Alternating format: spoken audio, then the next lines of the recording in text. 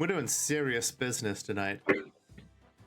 Welcome, Oh yes, everybody. extraordinarily serious. Welcome, Oh, I'm everybody, sure. to our first look at Laugh Track. I say our first look. It's mostly Forne's first look, as I have been very much involved in the alpha and like the proofreading, and debugging, a lot of the other stuff that's going on with this game. And I took the time to hit myself in the head with a hammer so many times that I forgot what this episode does. Excellent. But then No, you can only the only thing you can think of now are dice. But then I taste copper. You would know I all smell about toast. you'd know all about what happens in this game, wouldn't you, Two Flower? What is the game? For those who have only just tuned in, Two Flower is the developer of this here game. You want to give us a little rundown of what this game is all about before we jump on in? Certainly. So you've just gotten permanently employed to be the writer of a sitcom in which nothing strange happens. It's not a front for an evil cosmic entity. You weren't originally part of a cult. Everything is fine. All you have to do is keep the ratings high, and everything's going to be okay. Just keep them high. Keep picking the high ratings options, and you'll be fine. Also, it's a visual novel if you want to have the specifically genre of it.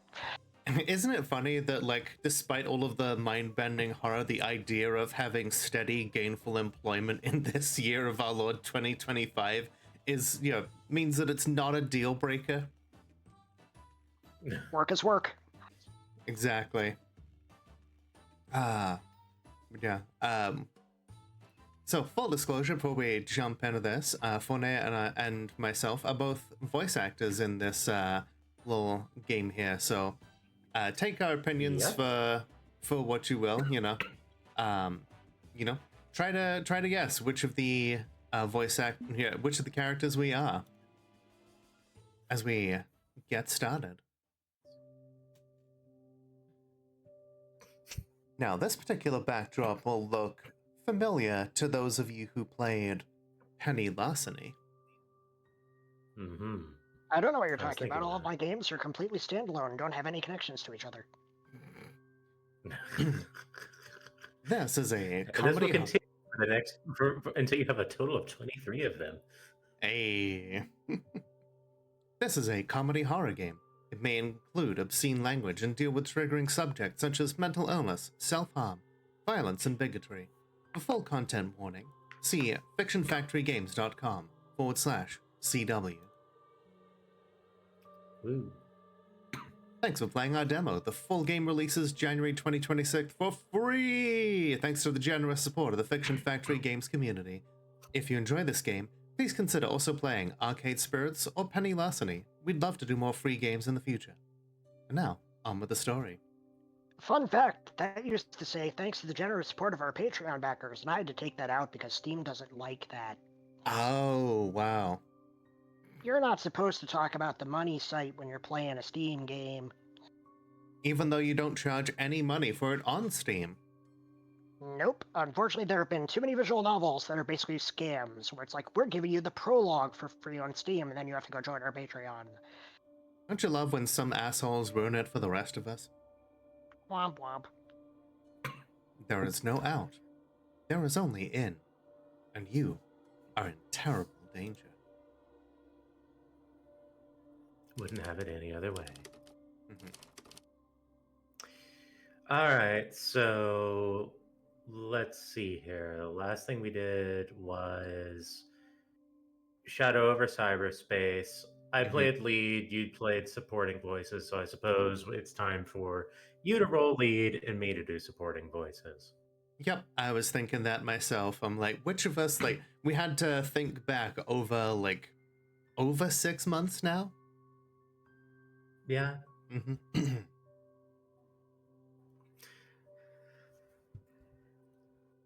I've got plenty of beverages here, including some, hot apple cider, some whipped cream, and some cinnamon in. Yeah, probably good idea. Yeah, I should actually go clear my throat. I can feel the gunk forming. I'll be right back. Good times. All right. Well, while we wait for her, let's see. So yeah, the last time we saw this particular void, there, we were fighting against a cosmic entity known as the Many-Faceted One in one of the endings of Penny Larceny, the gig economy supervillain. And yeah, that was the thing that happened. we didn't destroy this terrifying entity. We didn't overwhelm it with superior cosmic might. No.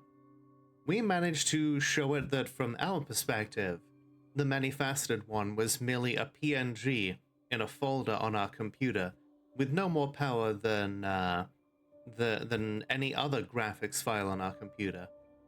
And in doing so, Okay. by showing it how powerless it was through the lens of the fourth wall, we defeated it. But, defeating Yay. it, but that is not dead, which can eternal lie. And the Many-Faceted One is nothing if not capable of absorbing new information. I'm not sure why you recapped any of that, because that's clearly from a different game and doesn't have any relevancy to this. I was powerful. I was a leader. I commanded respect. But it wasn't always so. For a time, I was. Yeah, this sounds like me. Oop. Are you getting the screen share? Yeah. Okay. It just did like a little flash and showed the title screen for a moment there. It's like, oh, I see what you're doing. Gotcha. Yeah, it's like a video jitter. It's alright. All my life, I was on the outside, looking in. I knew that one day, I would reach the center. I held true to an idealized version of the world. I knew I could make an impact if given a chance. And then, they gave me that chance. They recognized my ambition. I joined their efforts, and in return, they elevated me within those ranks. My rise was thrilling. I drank deeply of life in ways few others could. In time, they would bow to me. I could raise my hand and set them into motion.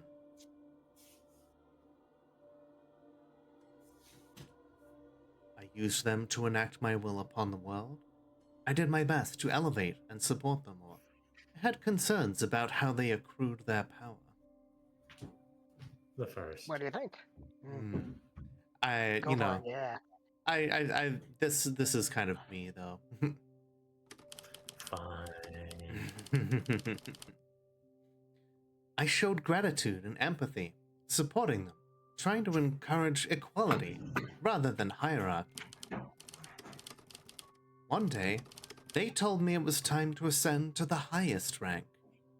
I would join all those who came before me. But doing so would transform me. The part becomes the whole. The one becomes the many. I wish I'd read the fine print. Always read the terms and services. Should have read the fine print, Welcome to my the cocktail friend. lounge. Should have read the fine print. Please enjoy your stay. Welcome in, DS Bobverse. And thank you for the follow. Really appreciate it. It sounded like a I like fine... cheese. Cheese. It sounded like a fine and noble thing. But in truth, this was human sacrifice. And I regret I have that to ask: Are any of these? Do any of these eyes belong to anyone in particular? No, stock photos. Fair enough. stock photos of people to flower. And I regret that I didn't raise an objection sooner. I ascended in a cloud of doubt and fear and hunger. Countless seconds, days, months, years passed in my new form. No me only we.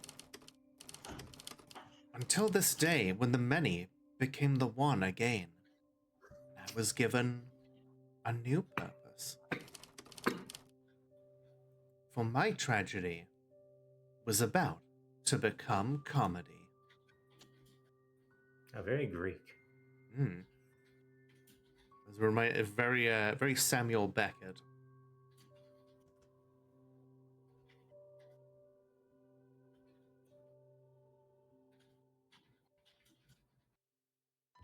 Ah, ominous intro for a wacky game. Gotta love it. Good morning. Who could that be? I imagine it in my, like, it's the kind of voice I could have on my answering machine telling me I have no new messages. Don't you fucking start with me!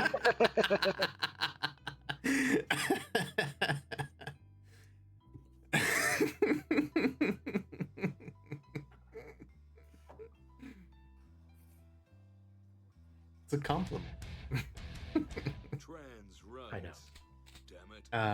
It's an affect. Hi, Lilith. How you doing? Wouldn't call it good. Very much the opposite. It's a bad morning. Are we seriously doing a reboot of the show? After all our hard work. Actual voice acting. That's something that we will, you know, further into the game, we're gonna have basically Simlish to do a lot of the day-to-day lines, but the intro having the voice lines here, it works real well. 9 Lives wasn't testing well. Too bleak, too serious. Hey, bitch! Hey, Cyrocket. Hell yeah, Our trans audience wants rights. to laugh. They want to be entertained, not depressed. I feel a shake-up will deliver. Whatever. Beats shutting the whole project down, I guess. With that settled, can we switch over to the divine language of chaos now? Ah, there's the transition into. I gotcha. It's hard enough manifesting as an individual after being part of management for so long. These words are obnoxious. As you like. Let us speak as gods do. With all flimfy. Anvili ida favlektornu. Well, I suppose you can voice this part then for now. Yeah, it makes sense. Yeah. I suppose that does track. Question, though. I am curious, who does the vocals for the one at my opposite here? I will have to look that up. Fair enough. Fair enough. Um, Does this please you more? It does feel so lovely on the tongue compared to the rough language of mortals. Hey, Sid, how you doing? You were just in time. Mas Looks like the voice actor is named Mori. That was the only name I was given. It'll do. Imawaseya. No zit. Mas don't. I see we've got a new face in the writer's room, too. I don't like change, and I don't like gambling. Notro. Ianak. Froglig. Envy. You, with the typewriter. Who are you, and now that you're an individual again, what do we call you? So, there are some excellent titles here, and there's one that sticks out to those of us who have played Penny Larceny. I'm noticing a lot of things here that actually stick in my mind in various ways. Bard is obvious enough, is like Shakespeare. Storyteller is giving me World of Darkness vibes. As, I kind of feel that way myself. But, since we're here to show off things, why don't we pick The Passenger? I forget where I've seen dramaturgs recently. I could have sworn that was something we've Grandpa done. Briville's ada Grandpa Briville. Grandpa Briville. Ooh. Now that is your line, based off of canon.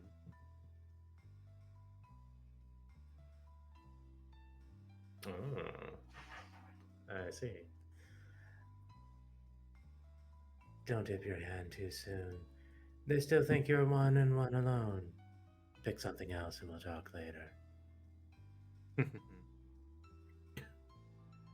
Well, gonna have to pick something else. What'll it be? Yeah, right. So I guess it'll be. I've always been a storyteller at heart. And after web, a frost with a glib snorper. Lofty, but suitable. Your job is to tell the story. So, do your job. But then, I do like seeing some of these other things here. I just want to see what he says if we The say the dramaturge, dramaturge. Snorper. Ianako. The what? What's a dramaturge? You know what? Fine. I honestly don't care. Only super I- can't straight. Yeah. Like I'm a little curious if he just like throws shade at you for picking Bard. I think he does for like being particularly like full of ourselves.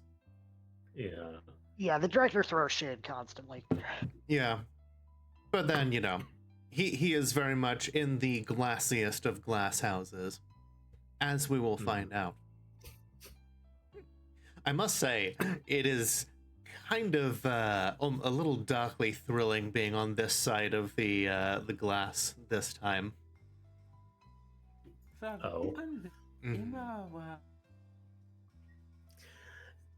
Good. And what pronouns do you go by? Balance. Ostlenzia.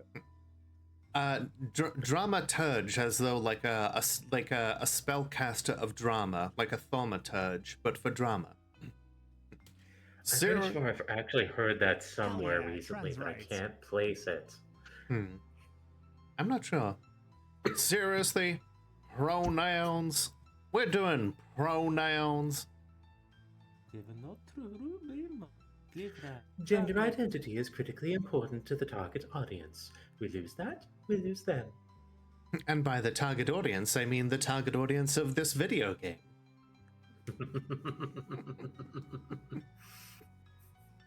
Hey there, Fel. Evolus Raid Matsuno stand-in is called Dramaturge. Oh, okay. Thank you! Ow. That's where it is! Jeez. Sorry. It's okay, I didn't need my It's eardrums. Rooney too. Oh my god. I'm sorry. What is going on? You must know.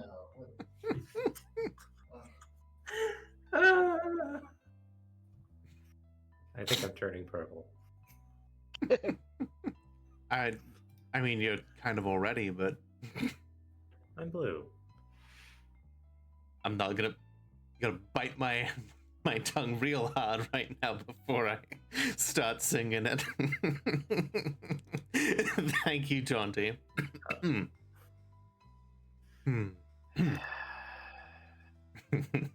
Jaunty, you're lucky I consider you a close friend. It's good to be back doing this. Damn it, I was gonna do something. Is it noticeable? I've known her for like 15 years. Look, I'm Yes. just saying that. Oh, right. I remember what I was going to do. I was going to link this on my server. That's what I was going to do. Yes, let all and sundry know that we are here. Look, I'm just Here saying and doing the that, thing. that back in my day, oh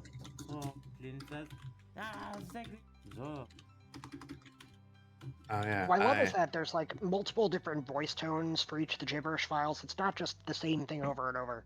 Like we have annoyed, normal, excited, sad for pretty much every Yep. character. So you get the tone of how they're feeling. yeah, I did my I was best given, to throw out a few different affectations, and then I redid it all, and then did a completely different voice set. I was given the instruction to do 3 things, so I did 3 things, and then the recording conditions were so bad we had to give it to my friend Skitch, who is an actual like professor of audio, to make it usable because, good grief, like recording conditions are not good. Well, hey, Yeah, we gotta tighten it up though. We're good. it definitely works. I slipped a few things into the gibberish dialogue for my own amusement, but it sounds like it's not ever going to be something that like is going to be particularly parsable. Honestly, Yeah, I chopped up and remixed it like multiple times. So Mhm. I was gonna say, I'm sure some Oh, wow. idiosyncrasies were welcome. You know, looking at this now and like seeing it complete compared to like the rough sketches, it's it's kind of, it's difficult to like reconcile the two. But yeah, your line there. I know, I was waiting for you to finish. Okay. Your day? Oh, that's rich. When and where did you ascend exactly? Nefta Webka, Yupa. South Carolina in 1861. Why? Clint says, is it gone? So you're a relic. I ascended in 1985, so trust me when I say a modern story needs this. Or do you want to explain to management why our demographic tuned out immediately? Dima, Yupa can Envily. Fine, whatever. Damn carpetbaggers. Ooh, I get that one. Mm-hmm. Me too. So, what pronouns does the storyteller use? We have a very good range here. Unfortunately, there is no USA/Patriot this I was time. going to say. yeah, Uh, that one didn't fit. Nah, not for this one. Damn Yankees. Yeah, exactly. Like, yeah, this is very much a man of the Confederacy.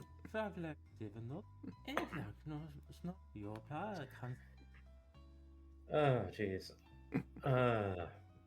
On the subject of the Yankees ate shit after honoring a fascist, so eat it. Based. Ah,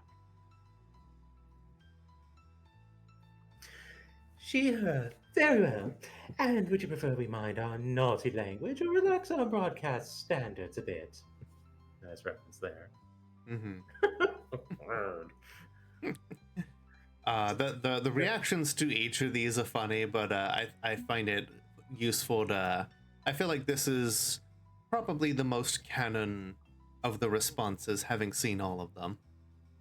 The further down we go, the more annoyed the Confederate The director asshole gets. becomes. Yeah. Ebscolino. Oh, you are truly. You're going to truly get on my nerves, aren't you? We're trying to craft young adult content. Some self-censorship stands to reason to maintain acceptability. From Dima was Zifos. So, we're doing a reboot. Give me the details.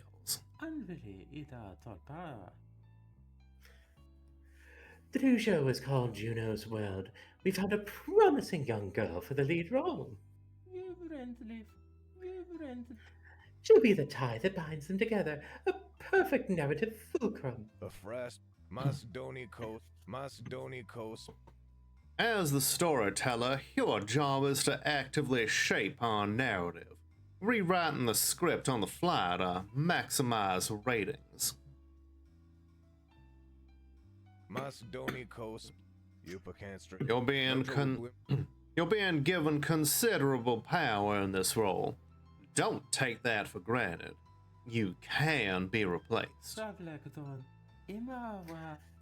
Let's give a proper demonstration. Typewriters in front of you. Think of this little chat as a scene. Livre. Dima was. What should happen next, our fair storyteller?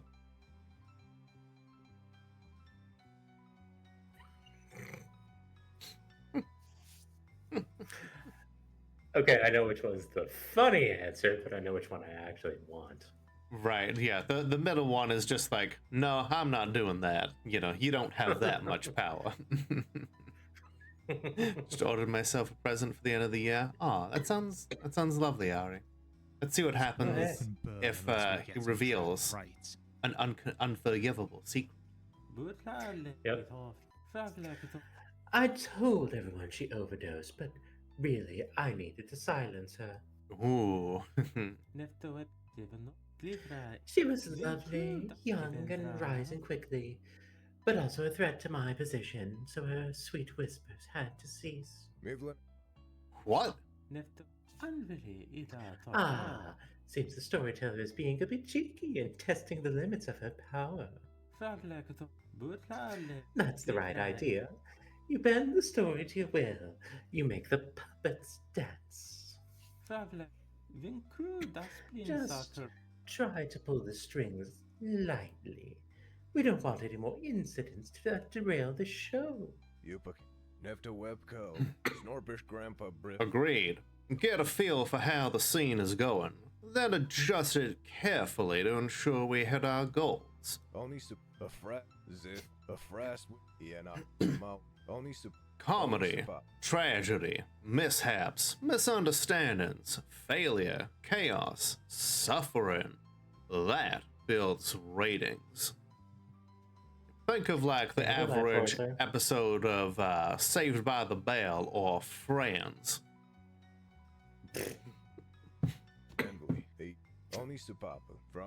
I direct the camera crews.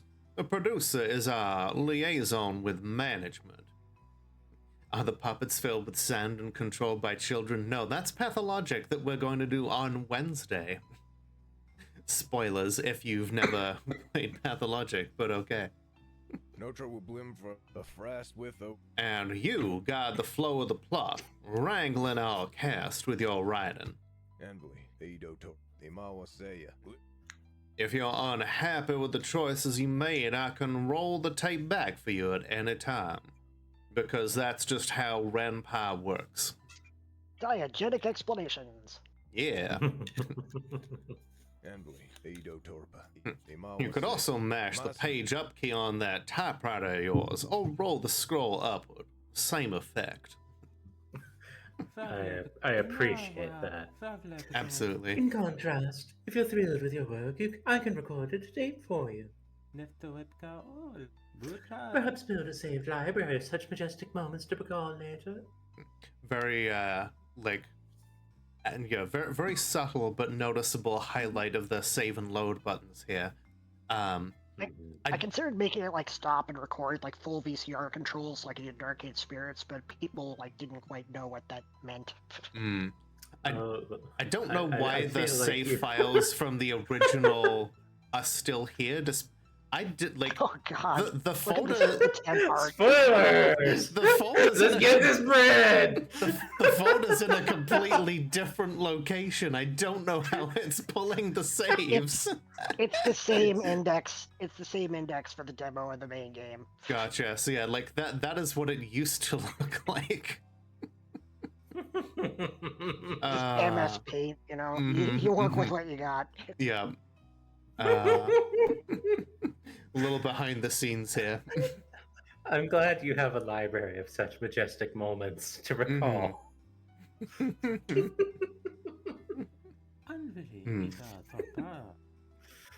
Hang on, I'm smiling too hard to do this voice.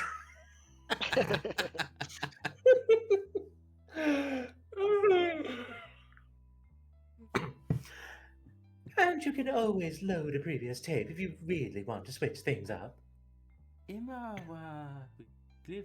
Management expects great things from the storyteller.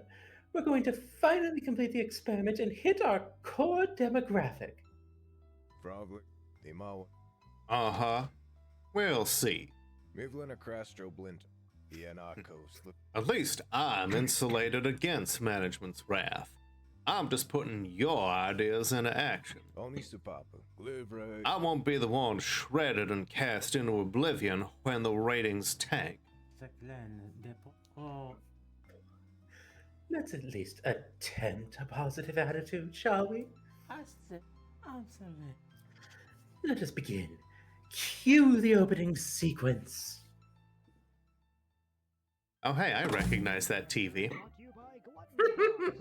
Fill the bottomless pit of your existence with a crunchy, frosty, sugary bowl of Gluttony Pops today. Sounds familiar and pitch shifted. A little bit. Juno's World. Perfect. This is like peak 80s.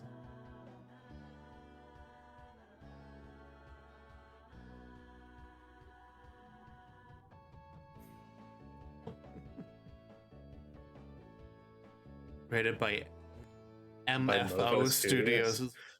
MFO, as in multifaceted one. Nah, That's really could close be. to mofo, so I'm gonna say mofo. Episode 1. Let's get this bread.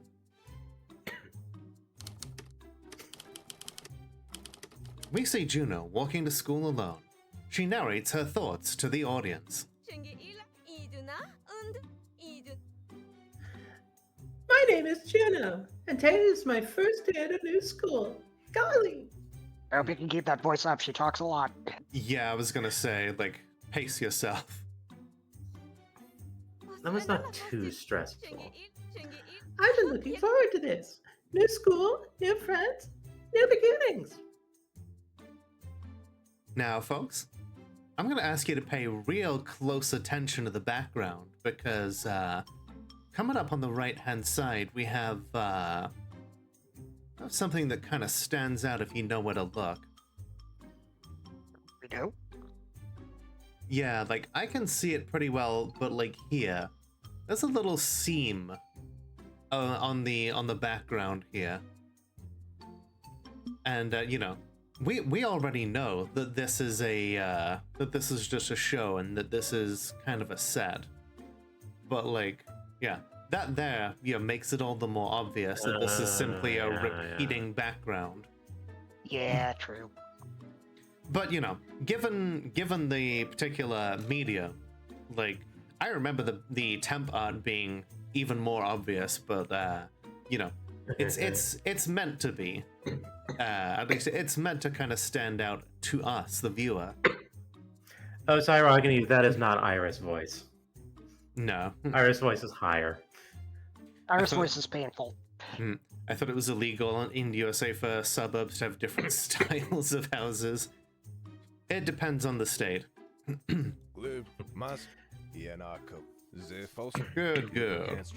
Maintain tracking shot and prep audience cues. Get the photo montage ready. It's not my first school, though. More like my 6th or 7th. I've kind of lost track. Hi there, Zoe. Yes, I am indeed in this later. My parents love this world so much and taught me to love it too. We've lived all over the place. They told me that means we're hippies. What a silly word. Our hips are very normal. I'm not doing the laugh track for once.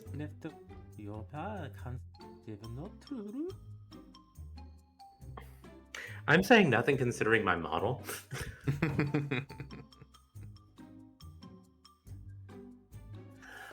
Hold on. Why are these snapshots photorealistic? Did our cognitive perception filter fail? These are genuine memories. Anagrams from the past always appear with clarity and realism. I could try to filter them, but I'm balancing a lot of spinning plates here, so can we not? I'd prefer visual consistency, but fine. As long as they have an emotional impact on her. This is where I grew up for most of my childhood, in our Peace Wagon, a home on wheels. Don't worry, be hippie. Mm-hmm. Also, the not completed yin yang over there. Mm-hmm. It's very much a vibe. I mean, Yang is overrated. It kept breaking down. It smelled kind of bad, and I had no privacy, and there wasn't a toilet. It's like in Metal Gear Solid 2, flashbacks are shown in PS1 graphics. That's so good. MGS2 is the best one. But home is where the heart is, even when it runs on diesel. Because we drove around all the time, moving from town to town, I had to go to a lot of different schools. God, that looks like an old school. So many schools. I've attended 8 different schools and had to say goodbye 8 different times. But now, we're staying in one place. Presumably for good. Mom's opening a head shop to sell glassware and hemp to the sleepy suburb. And she's selling heads, apparently? Yeah, totally. And, you know, certainly not selling smoking paraphernalia for totally legal herbs. My point is, I'm finally living in a real house and switching schools for the last time. Okay, we have character background established. Let's move past exposition and start amping up the drama. A new school. My last school before college. With time enough to make friends, I hope. When I think about my future, I feel...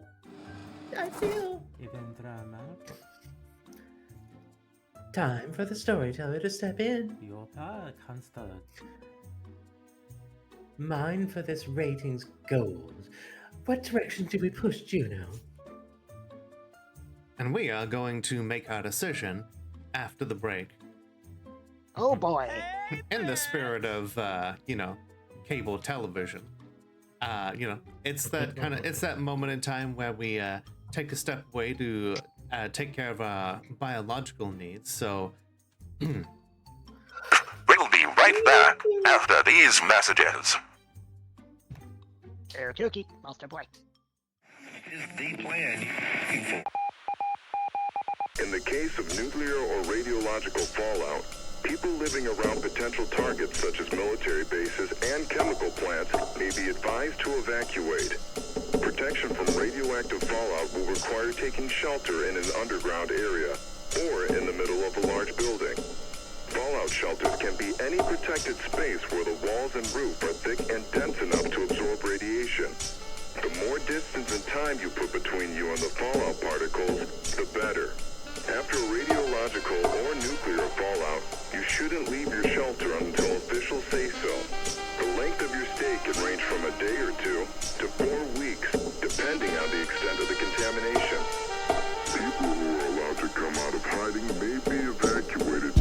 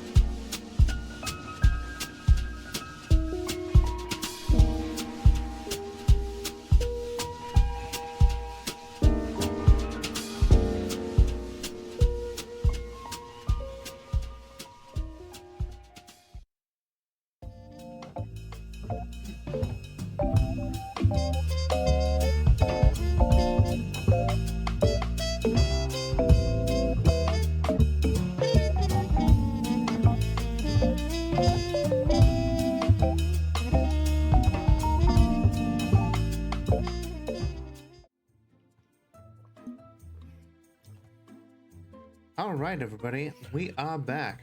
I sure hope you liked all those products and/or services that our sponsors put up there. Yeah, that you don't benefit from at all, and are probably something incredibly dubious. Yeah, I get like maybe a penny or two depending on whatever the hell I put in there. Hey, pneumonia. Hey, Lily, how you doing? What's up? What's up, Lily?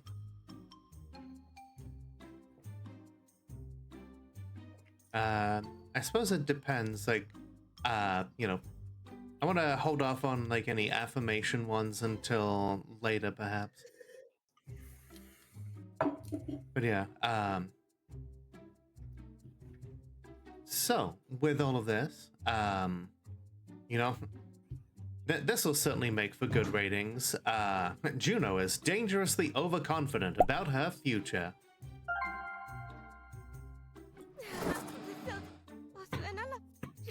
I feel excited about the possibilities. I'm going to do it. I'm going to make it happen. This time will be different. I won't be overlooked. I won't be a passing stranger. I'm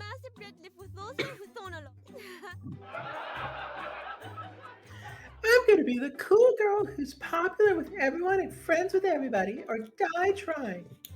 Good grief, I had some soup while we were on the break, and it's ruined my ability to vocalize. Oof. You know, having the audience laugh at that is a choice. But then, you know, considering who the audience is in this case, the fact that this is a comedy horror game makes all too much sense. Yes, well, yeah, a slow and insidious killer. A classic line, but the narrator in question, you know, is dead to me.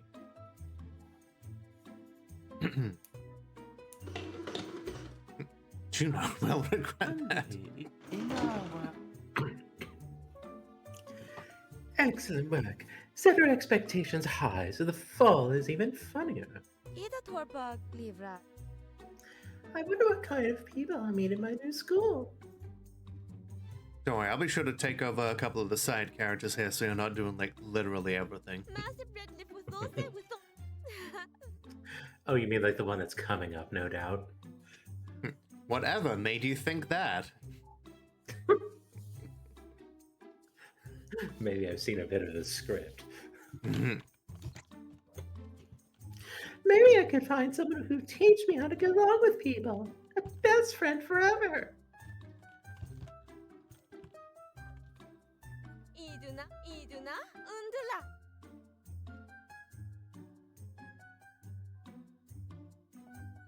This time, I won't let an opportunity to make a BFF pass me by. Andres, one side, passing by, got places to be. Oh good, I'm glad I don't have to voice that one. I took him in Nemesis to prototype because I wanted to voice act him specifically. Them. That means great. So, I have a bit of baggage about the character in that name is the name of my mother's incredibly garbage dog that sucks and stinks and goes through the trash and just makes everyone's life miserable, and especially its own. I don't know why she hasn't put it down. It honestly feels cruel to me. That's a shame. So, yeah, seeing that name just makes me think of a very bad dog. Well, you know, Remy is in fact a good dog.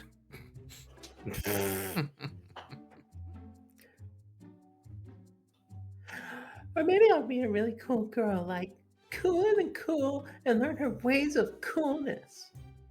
Nepto. Out of my way, Slowpoke. Perfect. Oh, maybe I'll meet a really cute boy. If only the right man would come along. On your right, excuse me.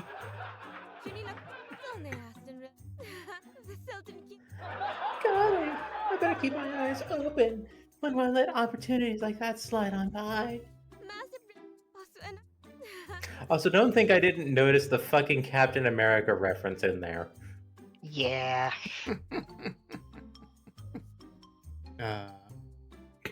Good times.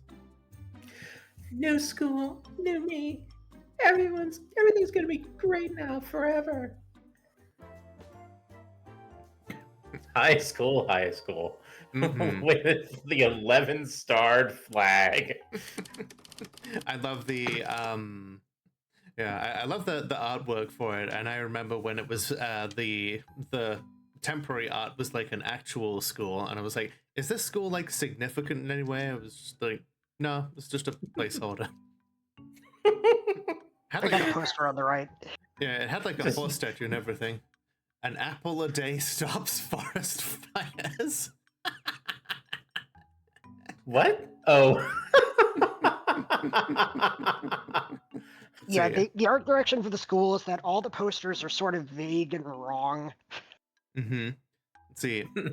and this says push something forward or something.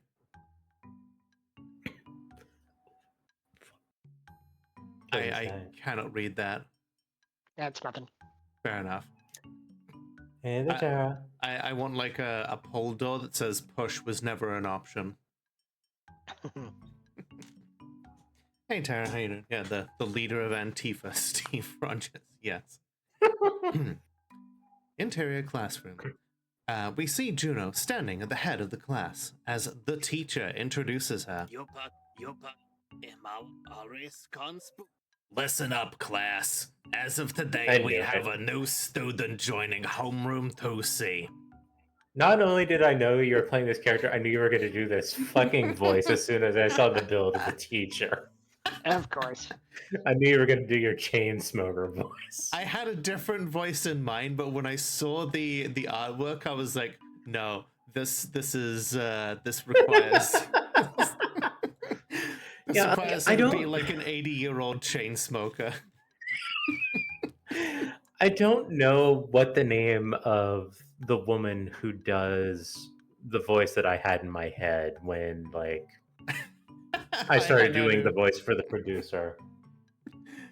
Yes, the Hurricane Charlie voice. Sorry, carry on. Hey, Natu.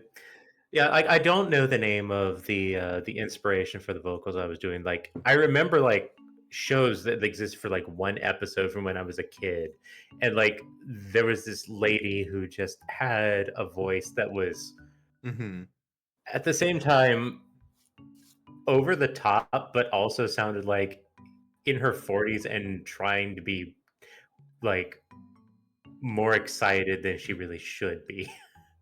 And it was just definitely I don't yeah, so that's kind of what like I modeled my producer voice on. I should see if I can figure out what that vocalization is so I can more accurately direct it. Well, you've certainly got time once we're done with the demo. Live right. Wait, teacher is one of us? Yeah, you might have noticed that the teacher has no face, except it's just a bit cosmic and way out there. Yeah, much like the other, characters that were presiding over the table earlier. And so that's why they all have names like the director, the producer, the storyteller. The teacher's positively glowing.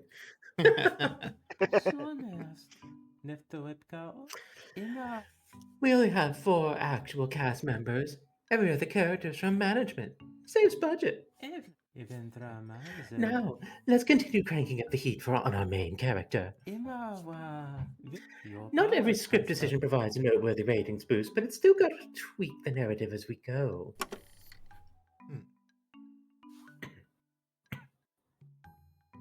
Well, what are you gonna go with? Yeah, I think we're gonna not Juno directly, but her family. This seems like the kind of direction that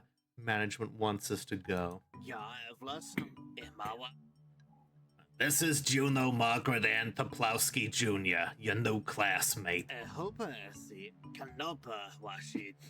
Juno's parents are damn dirty communist hippies and will probably die of an overdose by the end of the year. Wow. I know, right? I get to be a... You get to be like the boss that talks to management, but I get to play a real villain. One who has just enough power to exercise it over people who are truly currently powerless. I was going to say, it's like the amount of cruelty that you expend in that line is just magnified by 250% by the chain smoke accent. Mm-hmm. It's appropriate. Very much so.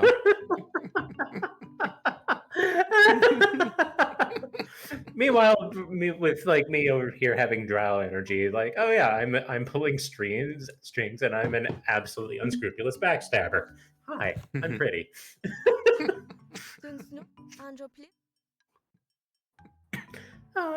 That's not. Yeah. Now take your seat. Even? Yes. I'm like also getting kind of Java energy here with the gibberish talk. Yes. It's fucking Java. Yeah. 80 packs a day, Java. Or stupid sexy Watto. Java the cannabis hut. With that out of the way, let's take roll. Speak up when I call your name if you are present. Remy Marchand. Eden. Right here. Catalina Ruiz. Poopa don't. I never. I guess, yeah. I just want to bring attention to that, like... The hamster. The tragic-looking hamster in the background. Apple, rabbit, pie. Craves the coat sweet... of arms, E. Craves the sweet... And the globe is... The globe is just America. Had an ice cap. Like specifically... That's in the wrong spots. Specifically North America. Daniel Lynn. Present, ma'am. Juno Margaret Ann Toplowski Jr. Yes, still here. Still me. Hubert the classroom pet. The what? Oh right, yeah, it is just America because there's no Canada. You're right. Mm-hmm. But yeah, like there's an ice cap, but it's not where the ice cap should be. It's off the planet, accessed by like 30 degrees. It's like even though like one of the students is Canadian, there is no Canada on this globe. Oh, we have a hamster. Aw, it would look so warm and cozy in his little home. I bet he's very happy.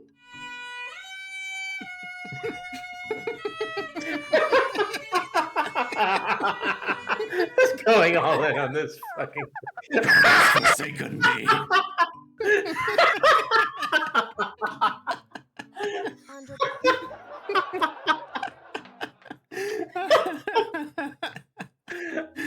Okay, like just going in on the old joke was good enough, but the punchline at the end, like, okay, you got me. Yep. Okay. I loved Hubert only has like 5 lines in the game, but they are all murderous. Yes.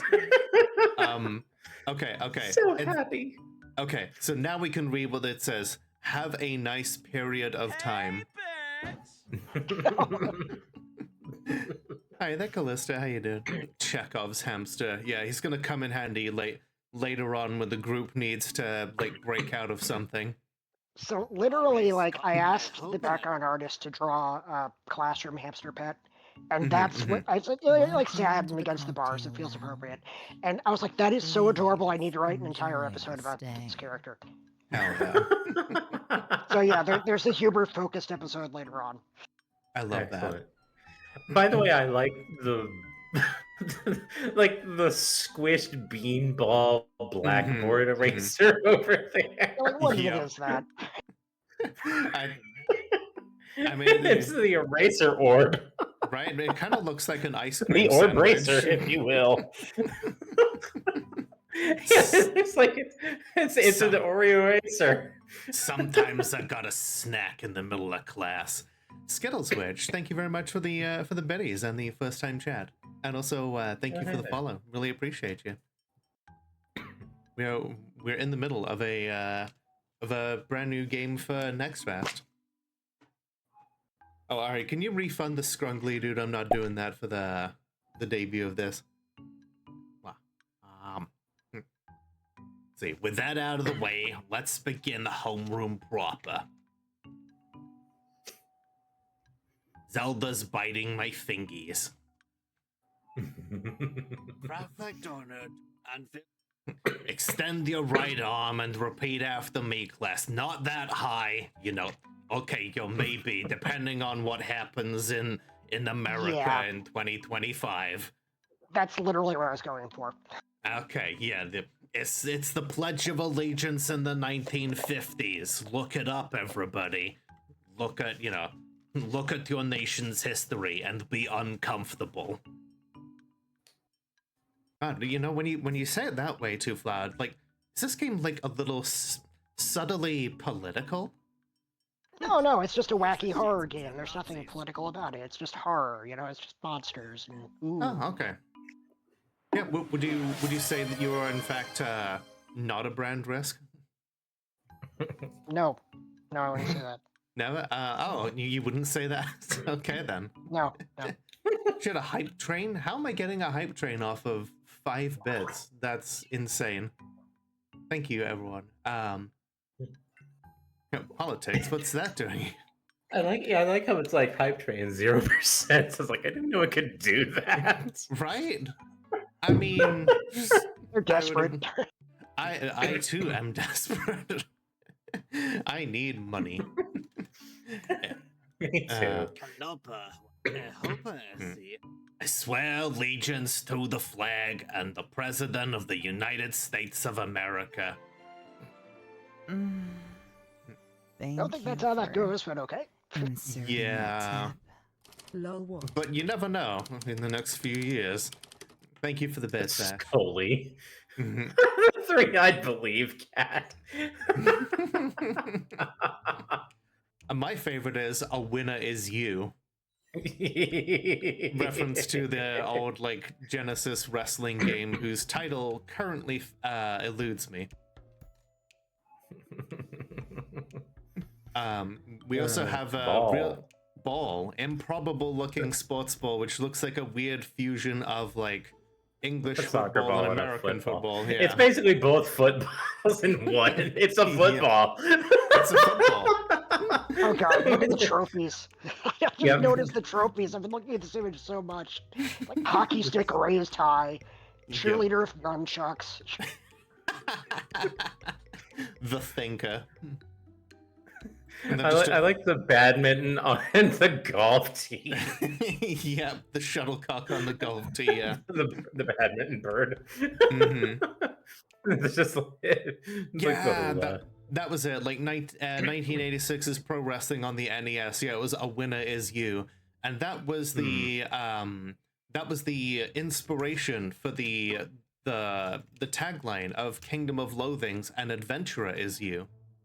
Yep. Golf does have diorama. I love diorama. Diorama Rama, my favorite school event next to hearing test Thursday. It's a completely messed up school affair. The poster on the left, red light lettering up, it's reading is knowledge. Nice. Technically true. And yeah. Also, I love how some of these locker these locker doors are literally overlapping. Like this is a good effect because like you had like lockers that looked this way on like some shows in the 90s. Yeah, this is basically inspired by the by Clone High, the visual design of that show. It is on point. Are the kids still saying that? I don't care if they are or not. It is on point. The students begin to pack up at the end of the day, ready to go home. Okay, so not off to a great start. And I was busy with classes that I couldn't really talk to anyone. Yet I was really confident this morning about what lies ahead, right? It'll be fine. It's fine. But the day's not over. I still have a few minutes left to actually make some friends. How do I do that though? How do I make friends? What if I mess this up? What if I'm too weird? What if... That's okay. You just make your way through high school with no friends, and then you reinvent yourself as someone who's cool later on. Hooray! Remy slides on up to join Juno, flashing a confident smile. I'm surprised that they aren't doing finger guns.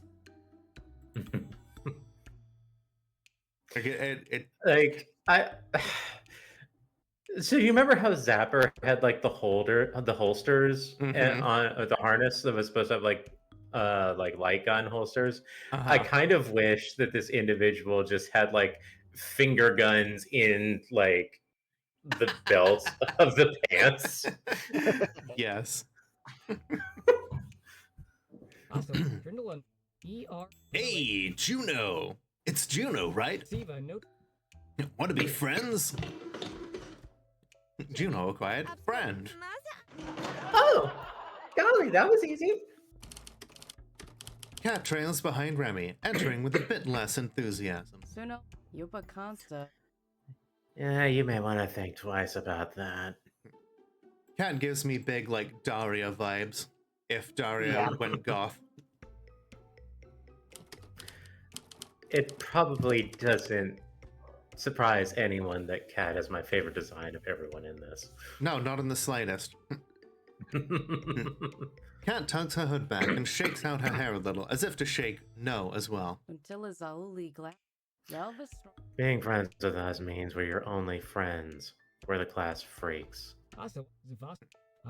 Hey now, we're temporarily socially inconvenienced. Hello? I'm sorry, that was my cellular phone. I need to say goodnight to my mistress real quick. Fair enough. I say that without a single hint of irony. Yeah, no, that's fair. I'm not I have multiple editing that out. girlfriends, and this one's my dominant, so there we are. Hell yeah, good for you.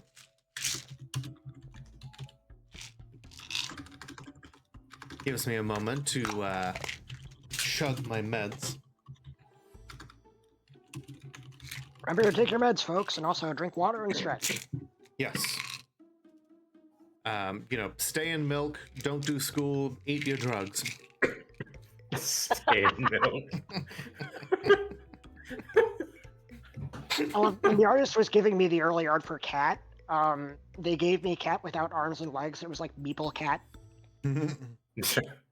Like, I want to place this somewhere on the board to trade wheat for fish.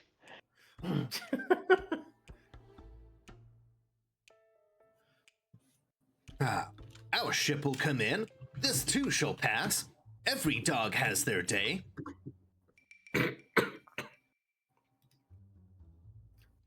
Go ahead.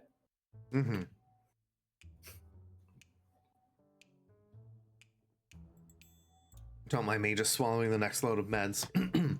Now, like, sure, Remy is using a lot of platitudes, but they also grew up at a time where platitudes were kind of all they really had to express the positive sentiment. You know, they weren't fully equipped to do the things that they needed to help their friends. And Tara, thank you so much for the $20. That's really cool of you. I cannot tickle Runia from this distance, but if you want that to happen, you can give money to Fornea. Hang on, let me get the Kofi.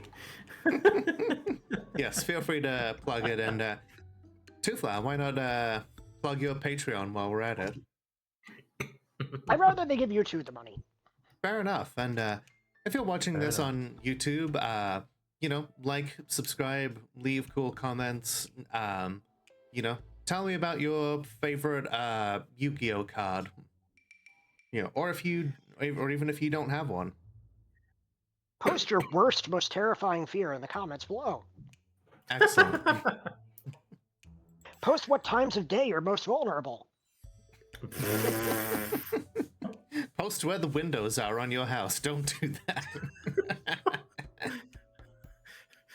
Spray graffiti about your substitute teacher on the west side of the school wall. Tara, thank you for the $29.25 Canadian, as it's translated into in PayPal. Confess to a crime you've committed, preferably outside the statute of limitations. There you go. Very good, very good. Capture a whisper in a small glass jar and then throw it into the ocean while looking wistfully in the distance. Oh, jeez. That has nothing to do with YouTube. Just do it. I'm just flashing back to fucking home movies now with the fucking thing I said, where McGurk just like writes fan fiction about his coworker and then believes it in graffiti on the side of the school wall. It's just like he just goes, isn't paying attention to any of it, calls the cops on himself so that they'll come and see the graffiti, and then just like looks at the wall and then just goes, huh. So Drew is involved with the occult. Nice. And then the cops show up.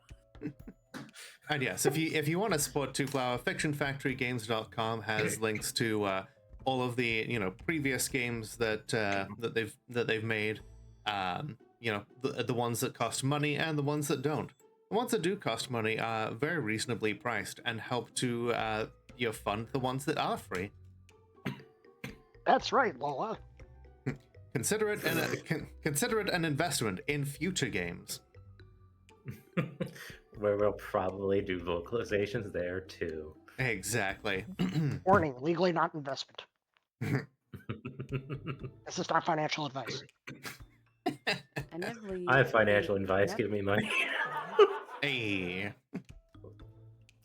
Maybe they'll write nice things in our obituaries. Yeah. Mivlin Akrastro. Notre Wiblimfo. I forgot how morbid Cat was. Why did we bring her back for this rebooted show? Oh shit, Tara actually dropped $20. There we go. Excellent. Okay, one moment.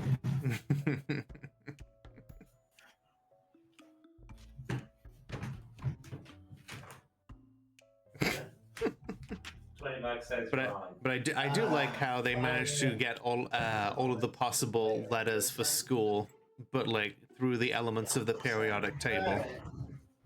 And there's even an eye, so you got bonus value. Exactly. Oh yeah, sure. Scar up the entire floor with your chair on the way And of course, over. I just lifted it up. Instead of just getting up and sitting in mine. Of course, these two tables cannot go together, or else they'll burst into flames. So far from the mic. Oh, definitely. I'm too loud for the mic up here. No, Janet.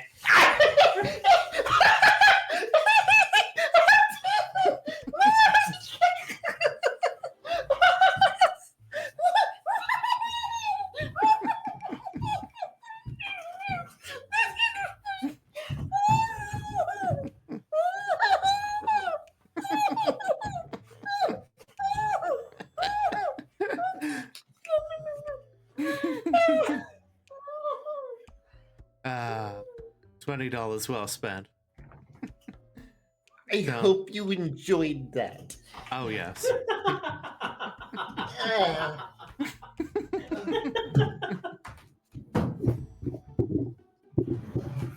Support your local streamers and you get shit like this. You cannot get the big VTubers to do this shit. That's value.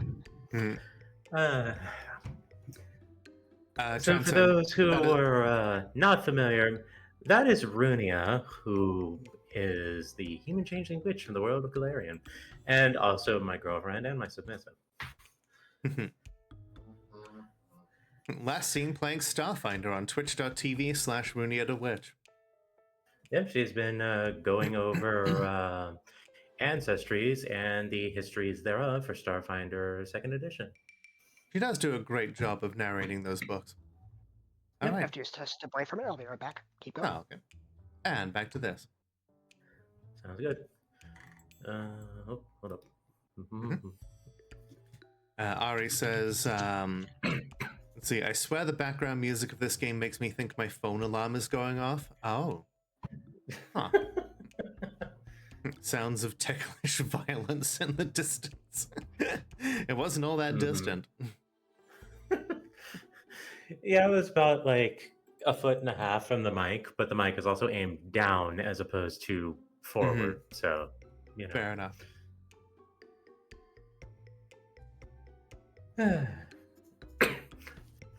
Contrast. We need a shadow to Juno's light. Pay no mind to my pessimistic partner. We're destined to rise in this social scene. For I am Remy Marchand, mysterious foreign exchange student. Join Breakfast Club. I hail from a strange and exotic land in the distant north, where horned beasts roam and the trees leak sugary delights. Canada. Remy's from Canada. And also, this particular angle lets us see a few more posters. Class annual. Yeah, the other one did as well. This one is just cheer like 5 different times. I thought Canada didn't exist. Americans don't think Canada exists. And then we've got Go Sports and Truth, but it's TRUTH. Like they're all autistic, aren't they? This feels like my friend group. Oh, like 100%. Autistic people didn't exist in my day. We just had the really weird group of socially awkward people who really liked trains and like models and shit.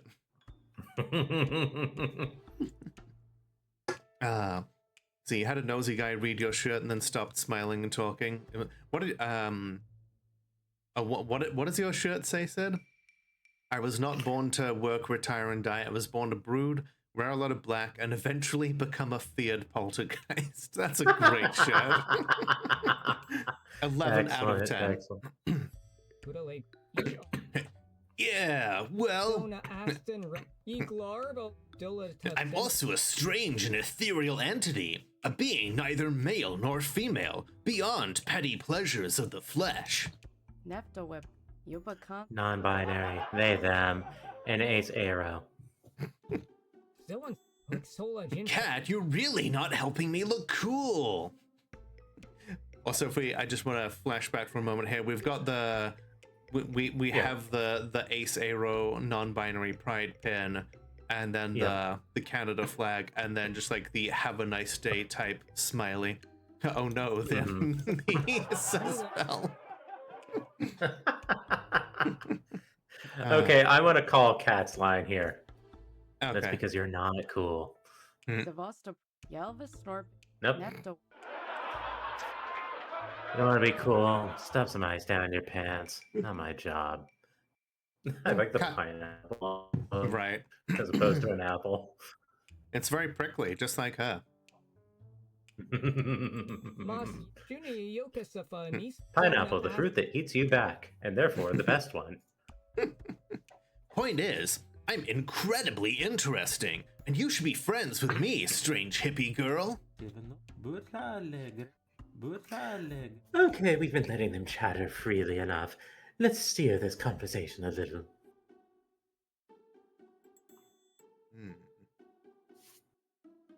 I'll give you a chance to weigh in on this.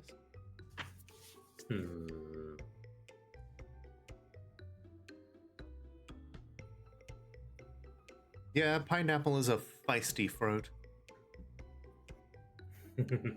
Hi, Ellen. How you doing tonight? You should put cat ears on a hoodie. You should. Why is this like constantly like going yellow at me? Why is it doing that? Good question. Oh, hang on. I think I know why.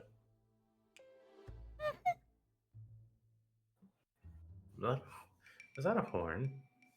Yes, except it was my vocal cords. That's just a thing I can do.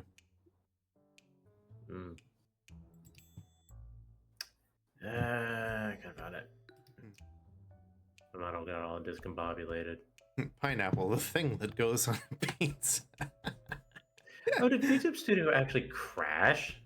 It that doesn't seem to be responding. Weird.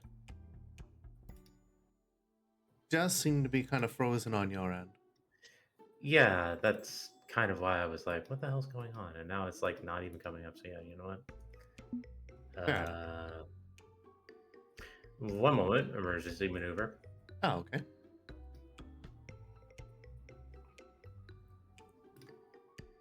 But yeah, do we want Juno to embrace her hippie heritage, try to insist she is an ordinary girl, or deflect and ask a question?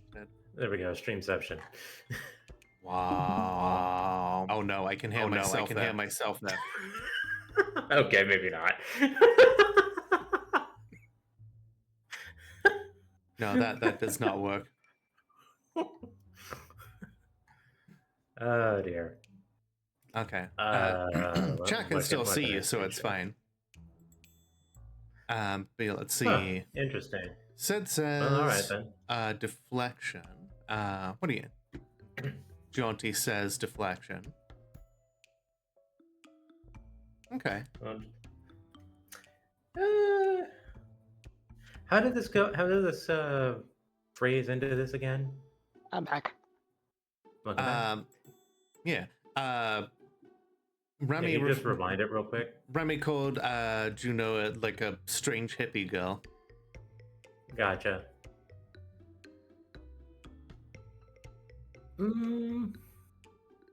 Yeah, I think I'm leaning on deflect. Yeah, chat's leaning pretty heavily that way too.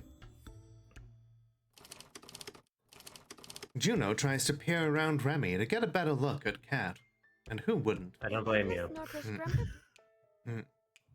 If Remy's incredibly interesting, what does that make you? Suno with Rinku Dras. Incredibly boring. I aspire to be as boring as possible. She is, Daria. God, I wish, like, I miss the days when, you know, things were boring. I have never been able to be boring in my life, so that's why I'm a hedonist. Fair enough. Cat used uncomfortable reality. Boring doesn't get your teeth kicked in on a regular basis around here, while strange is a risk vector. Yeah, that brings back memories.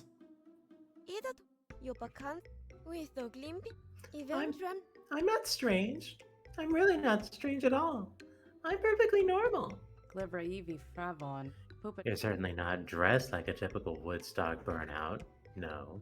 Pupadona, okay. You look like you're about to extol upon the many virtues of the Dewey Decimal System. Oh, it's such an efficient means of organizing books. Just fell right into that one. Mm-hmm. Did you know it was invented by Melville Dewey in 1873? We've been using it ever since? Wow. Wow. Done and Evely. Bored now. Checking Zitter. Ah yes, Zitter, the only app. Sorry. E.R. Bintrup. Trindle and Flock. My point is, there are many advantages to getting to know me. Us. Getting to know us. Sona Aston Moss. Your family runs that weed shop, right? You're my in with the school's stoner faction. I'm about to sell them several cans of Coke that don't contain any beverage and are quite expensive.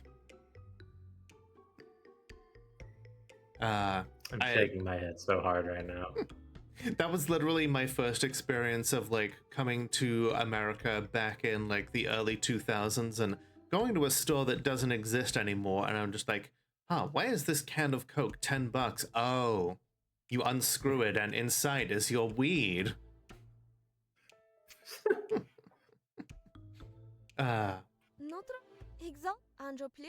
Weeds?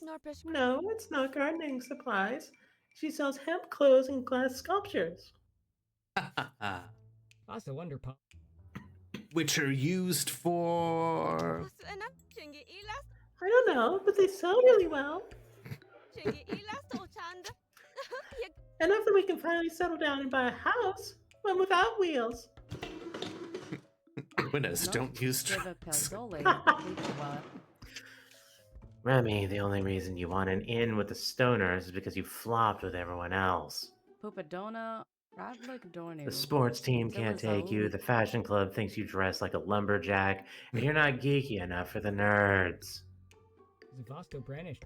I just need to find the right angle, the right play. We'll find our spot. There has to be a spot for all of us, right? I don't mean at the bottom. I'm gonna figure this crap out, and we'll rise and get famous and rich and powerful and we're gonna be so cool. Mark my words, we won't need ice down our pants. We should become the icy pants themselves. So, you're having trouble making friends too. Just They like do. me. They do indeed dress like a lumberjack, or Canadian, or, you know, a main character from Supernatural. But hang on. If you can't find a group that accepts you, why not form a new group? Hey, we'll be the Losers Club. What? Like a club? An after-school activity club. Duly authorized and ratified and perfect for a college application. But clubs need 4 members, you know. Yep. Yes, that's it. A club. A club of our own. That's item number 4. I could finally check off item 4. Item number what? Oh, I have a bucket list of things I want to accomplish before I die. Here, let me show you. Oh, you mean like an achievement list? See, it's right there between help a winning sports team and strengthen our democracy. So yes, this is very much the achievement list for this particular game. Yeah, that's all 8 episodes right there. Mm-hmm. Half of all Canadians dress like lumberjacks, the few men who don't just balance out the woodcutting lesbians. It can be the only Losers Club if they spend their time being tormented. Oh, they can only be called the Losers Club if they spend their time being tormented by an unknown eldritch entity. Well, you know what, Tara? Well, have I got good luck? Good news for you. You're in for a humdinger of a time. Ba-da-ba-ba-da-ba.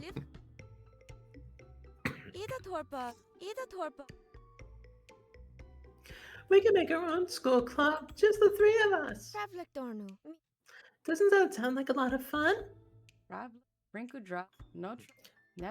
You know, these are mostly like incredibly ordinary teenage girl dream type things. Isn't a bucket list a bit more ambitious than this?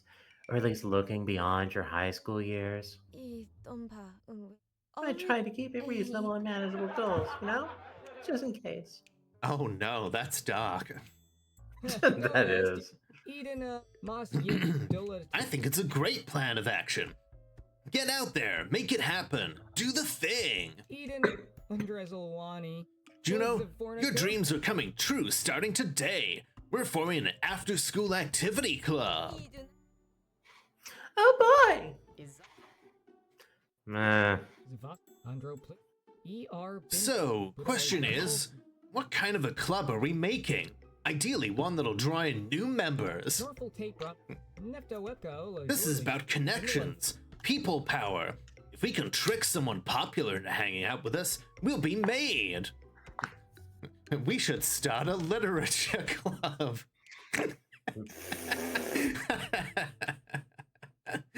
High Frequency Ash, how you doing? Yeah, no. We're not getting like a sports hero to peel away from their hyena pack and join us. Foreshadowing is a literary device in which... I almost wish that was actually the line. like of all the places for Two Flower, just be like, yeah, I know exactly what Lola's gonna say right here. Yeah. Don't be such a downer, Cat. Let's brainstorm, workshop it, find synergies. It's your bucket list, Juno. What idea would you pitch if you could have your dream come true? Well, maybe. Join Breakfast Club. Yep, I called that one earlier. Oh, the one that's just a hamburger. Mm-hmm.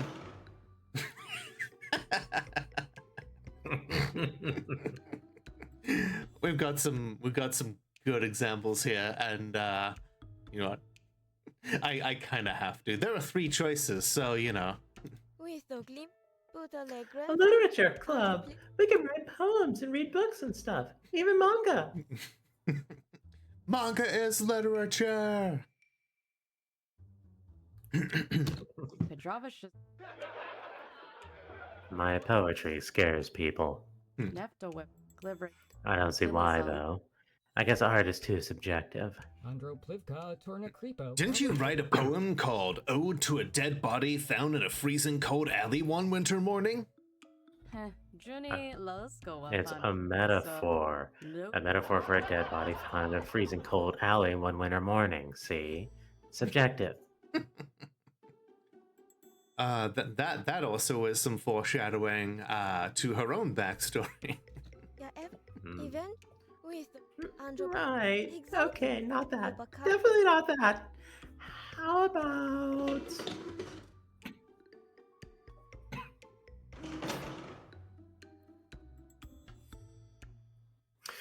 Okay, if we pick Light Music Club, are we gonna get like a... Oh, fuck, what was that? What's that one? K-On! Yeah, K-On! Are we gonna get a K-On! Freaking reference here? Just the existence of the option is the K-On! reference. Fair enough. Also, Ping Pong Club, I'm pretty sure, is the name of an anime that Dan Green voiced a character in, and he did not credit himself because he didn't want people who, like, oh, my kid watches Yu-Gi-Oh! What else does Dan Green, like, voice in, finding it. Because it was not a show for kids. Like, every one of these is a reference to some club that got formed in a sitcom or anime. Nice.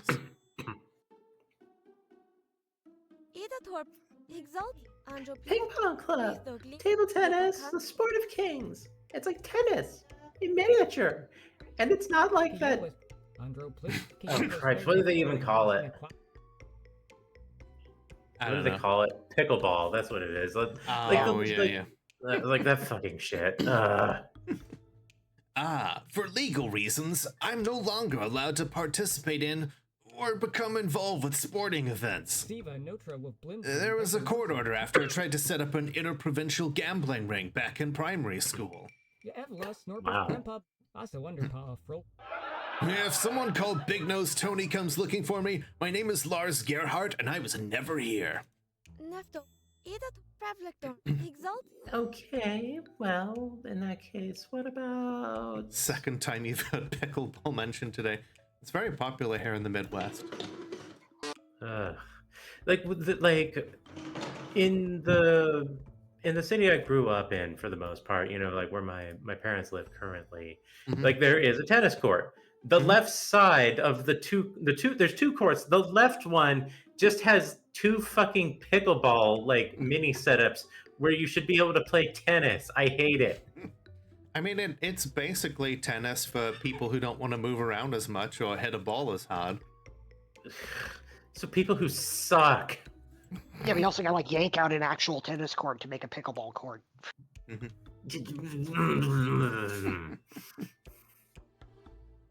you want to pick one here for now? Let's go with the Light Music Club. Okay. Light music, pop, rock, fun stuff like that. I can play guitar, sort of. Can't sing. I see myself as more of a manager than a musician. I cover things up when rock stars go into rehab. No sir, Mr. National Enquirer. My client wasn't having a drunken fling. He was doing a private Bible study with a nun. Just punch the paparazzi in the face. Problem solved. You thought pickleball was a made-up sport? I mean, it is, but then all sports are made up. But I was about to say that. But then I feel like pickleball is more made up than other sports. Yeah. There are levels to this. No punching, please. Maybe instead of that we try... Are you receiving? Are you receiving? Are you receiving? Oh, I see who we got here. Oh, okay. I need to make an adjustment then.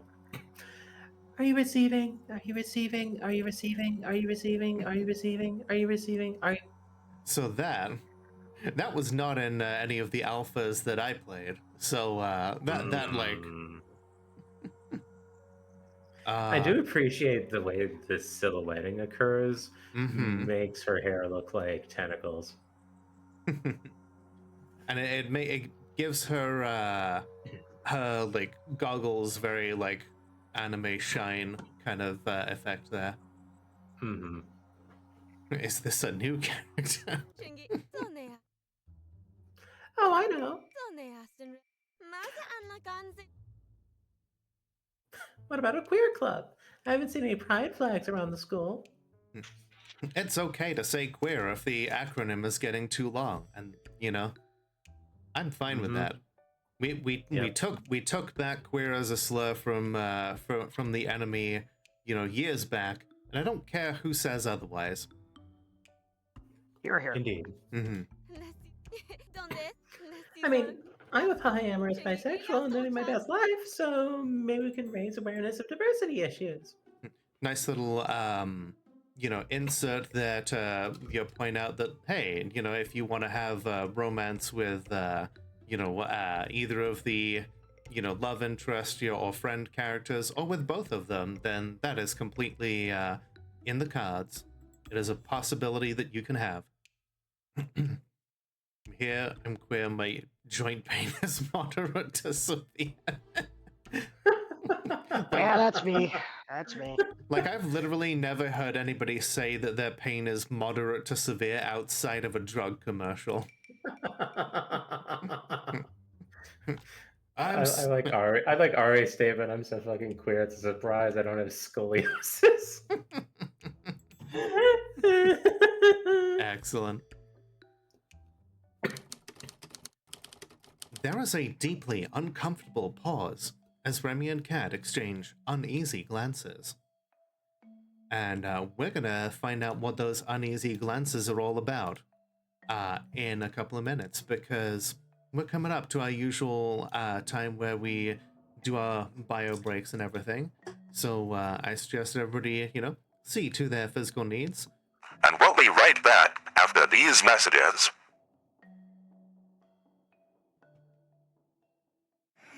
The plan you're looking for. In the case of nuclear or radiological fallout, people living around potential targets such as military bases and chemical plants may be advised to evacuate. Protection from radioactive fallout will require taking shelter in an underground area or in the middle of a large building. Fallout shelters can be any protected space where the walls and roof are thick and dense enough to absorb radiation. The more distance and time you put between you and the fallout particles, the better. After radiological or nuclear fallout, you shouldn't leave your shelter until officials say so. The length of your stay can range from a day or 2 to 4 weeks, depending on the extent of the contamination. People who are allowed to come out of hiding may be evacuated.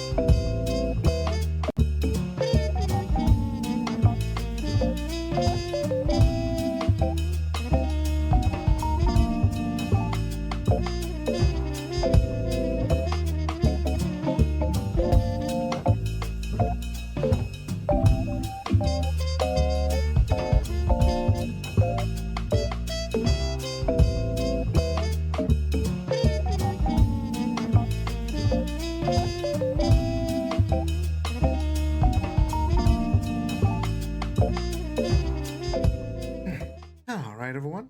We are back. So, Hey there. hey. I don't know if we invaded the Netherlands, but I do remember a full-on machine zombie apocalypse.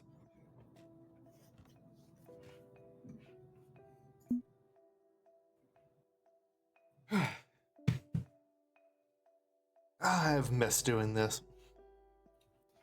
Indeed.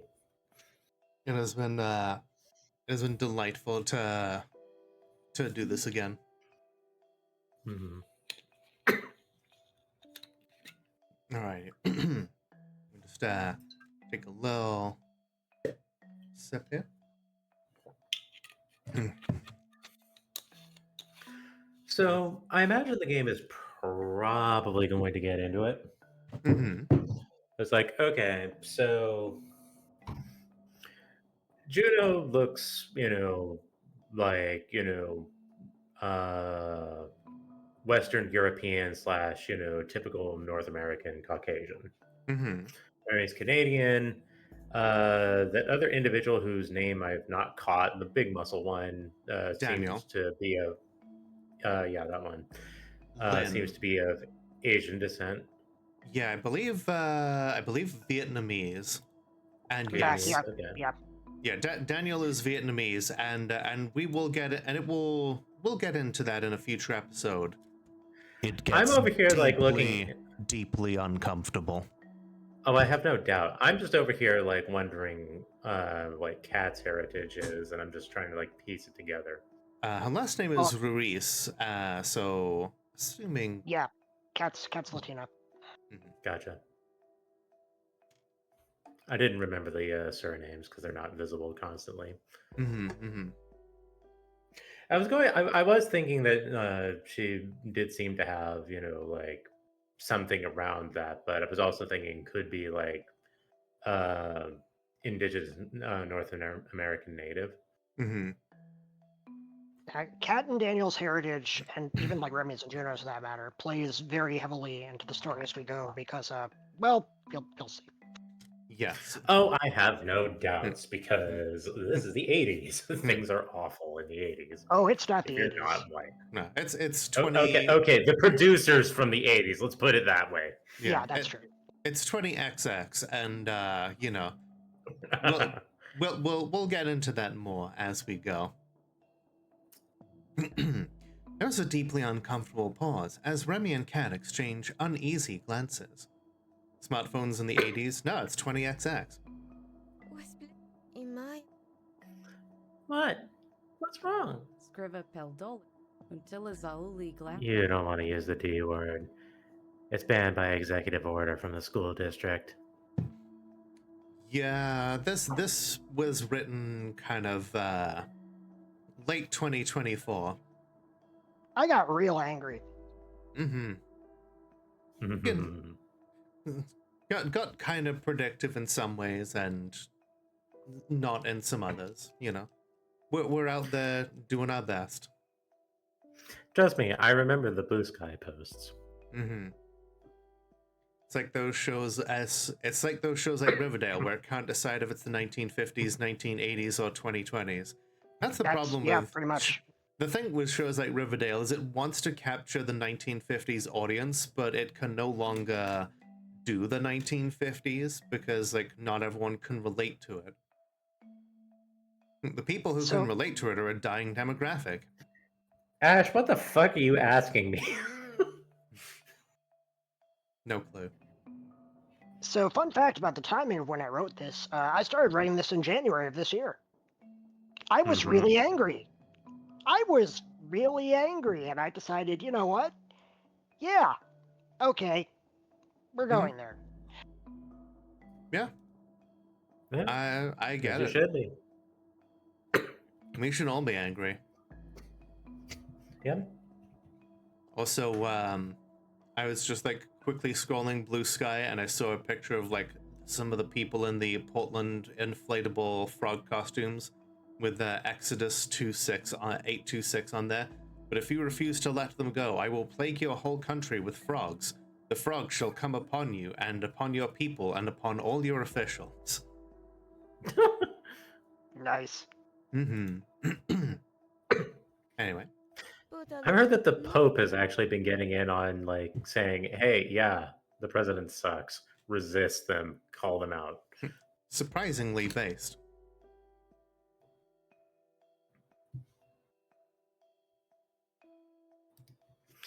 Banned?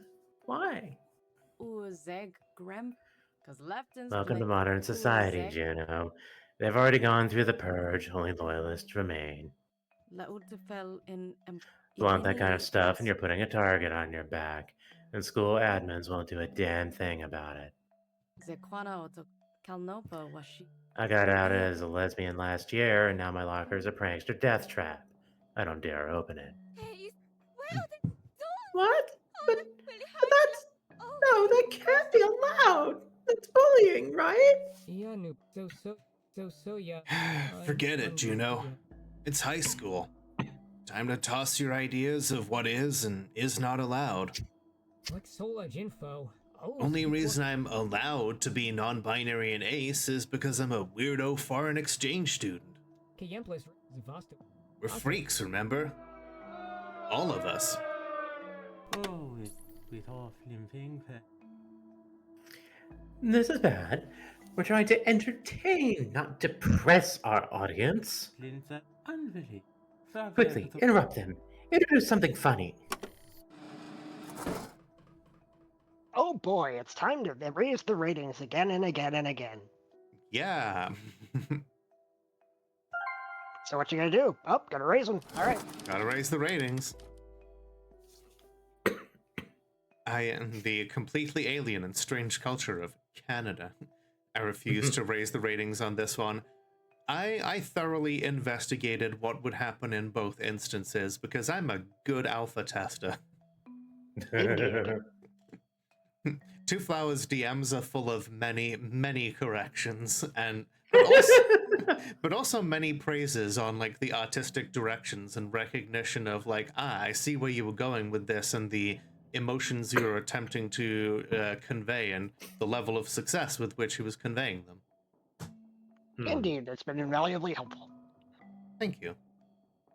The teacher interrupts the gathering with a stern expression. You're a constant pet. You kids aren't doing the drugs right now, are you? I don't even need to hear you say it. I already know what it's going to sound like. The drugs. Playing the Pokemans. You aren't doing the drugs in the italics right now, are you? Those italics, they're always doing their drugs behind their pizza restaurants. It's why they have such thick wrists. Let's go. Only Adderall.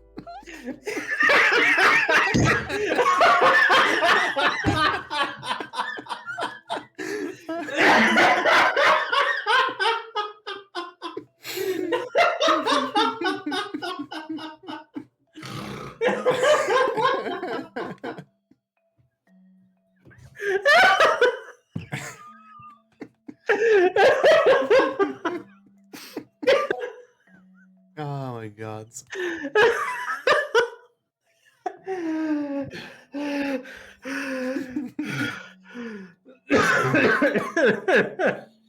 Was it good for you? My job here is done. Jump through the window. Hi. What? Wait, what happened? I reheard it. Oh. You're wearing brace on this. Well, be careful. Try harder. Thank you, Ari.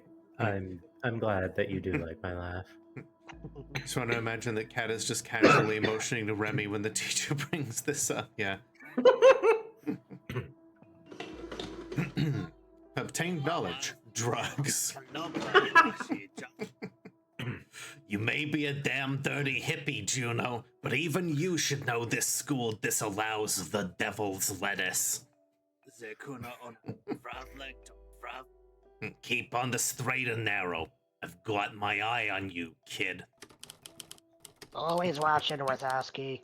The teacher backs away, never breaking eye contact even though we cannot see her eyes, until she's around the corner and gone.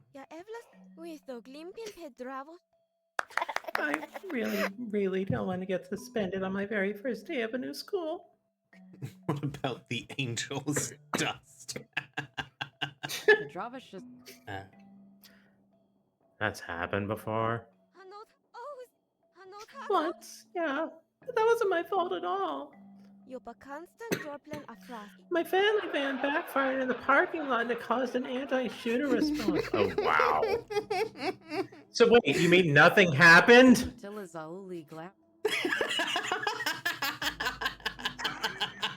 Called it.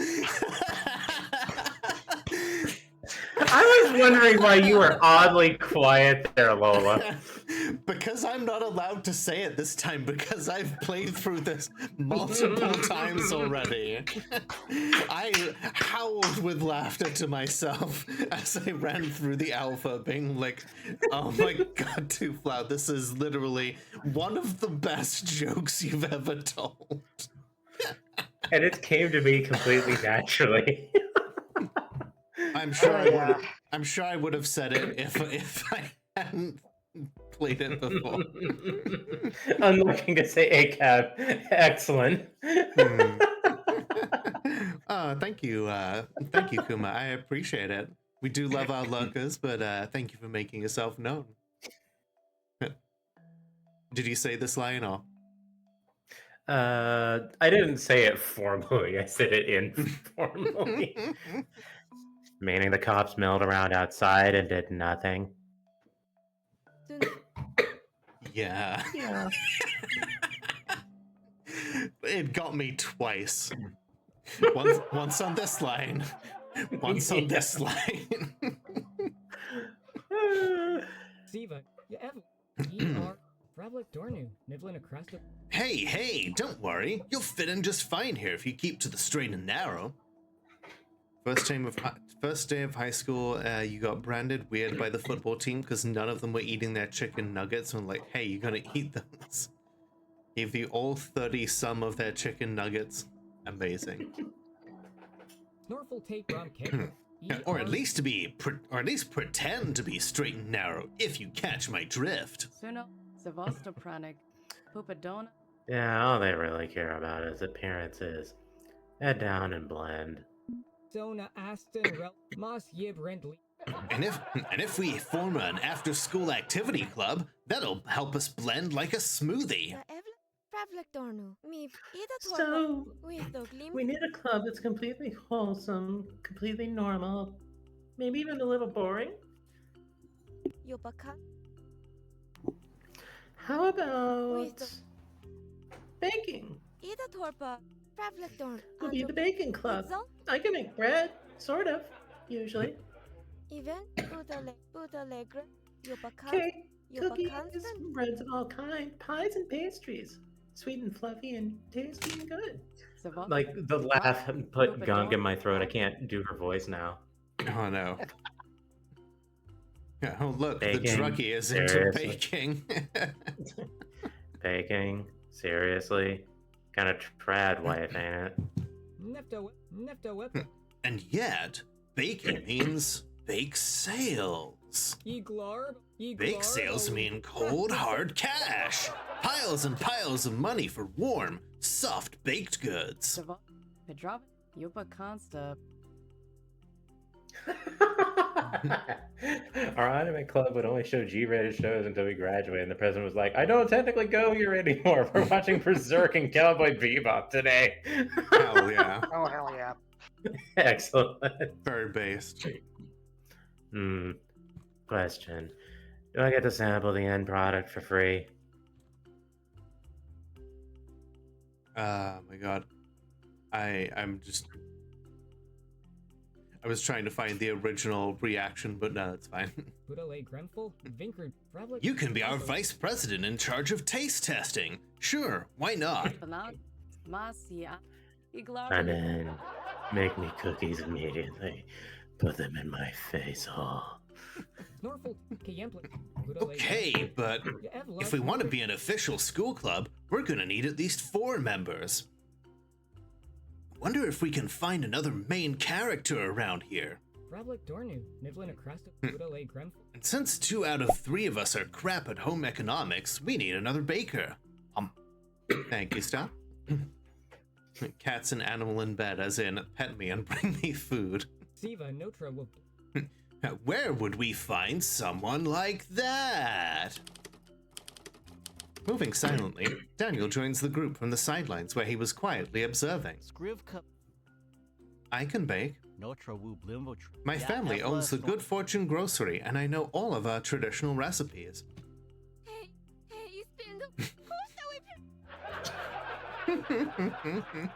Thing I would never say. I'm way too gay to say this line. Fair enough.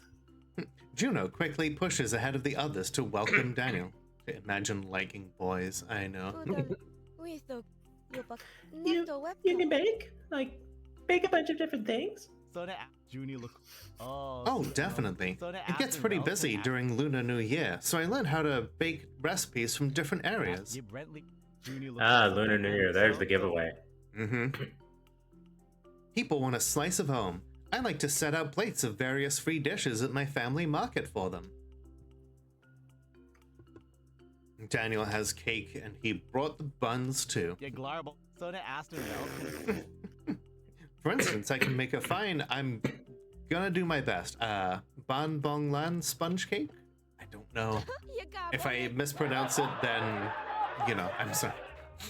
I can eat your cakes for the rest of my life.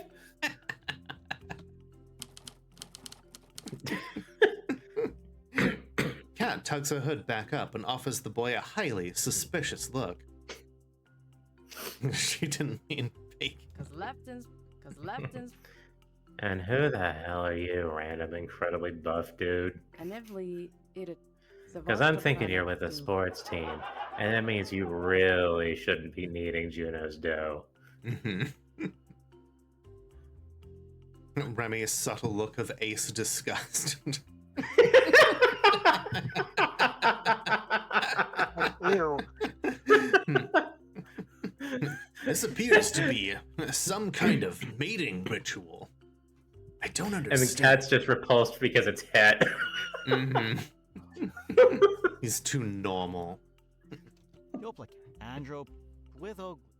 Oh, my apologies. Daniel Lin. I was just passing by and overheard Mr. Plowski's baking club idea. I'm with the team, yes, but I have other interests than team sports.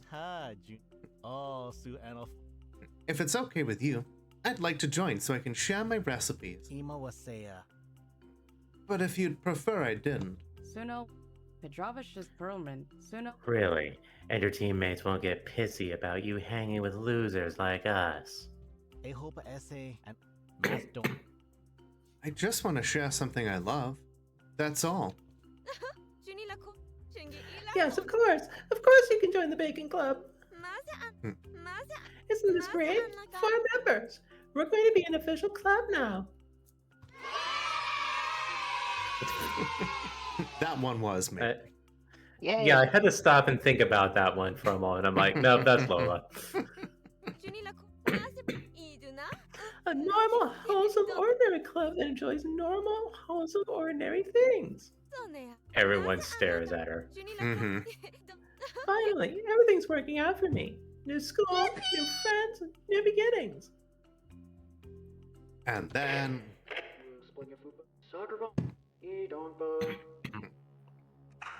Your attention, please, students. This is the principal with an important announcement. I have just been informed that getting baked refers to illegal drug use. Congratulations, whoever said it in chat before. You called it. Therefore, baked goods are no longer allowed on school grounds, and any student caught engaging in acts of bakery will be suspended. That is all.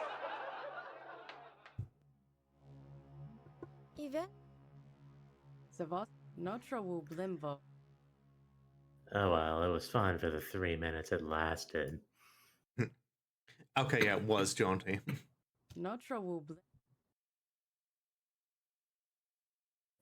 Anybody want to get a burger?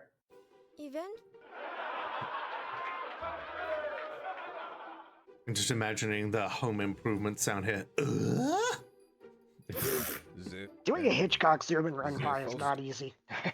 I'm glad you pulled it off. Good job. Yes, good. Get a nice close-up. Finally, a decent shot.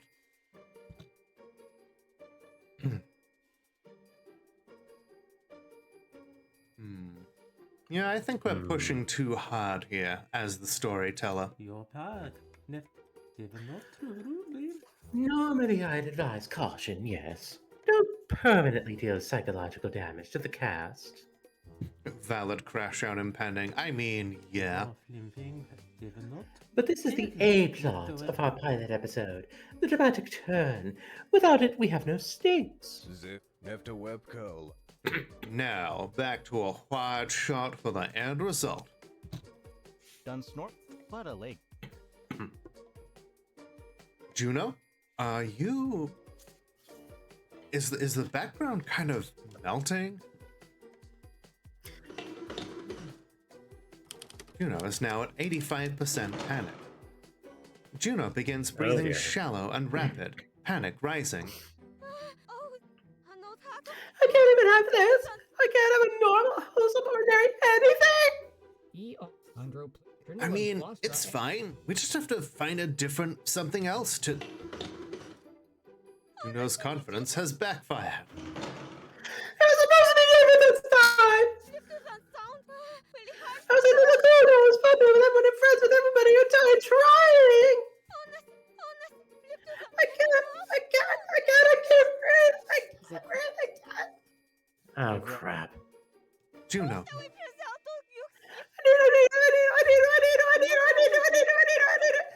I need to go into the woods now. Excuse me. Very strange thing to say that she needs to go into the woods now. We'll elaborate on that soon enough. No doubt. Juno stumbles past the group, moving with all speed down a hallway and gone. The others exchange uneasy looks, not quite certain what to do about this. Maybe someone ought to go after her? I feel I should point out that she's a total stranger we only started talking to 20 minutes ago. That's exactly what my first thought was. I know. And we're the closest thing she has to a friend group. Done Snorful take. Someone should go after her. Okay. She's too damn nice to leave hanging like this. So who's going? Cat. Windmill slam, Cat.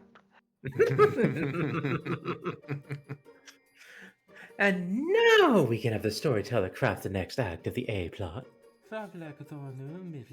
Most episodes will have opportunities to focus on specific characters, building Juno's relationship with them. Because not to push Juno down a particular romance story arc here, or deepen a friendship. Camera crews, be ready to follow after whoever joins, Juno.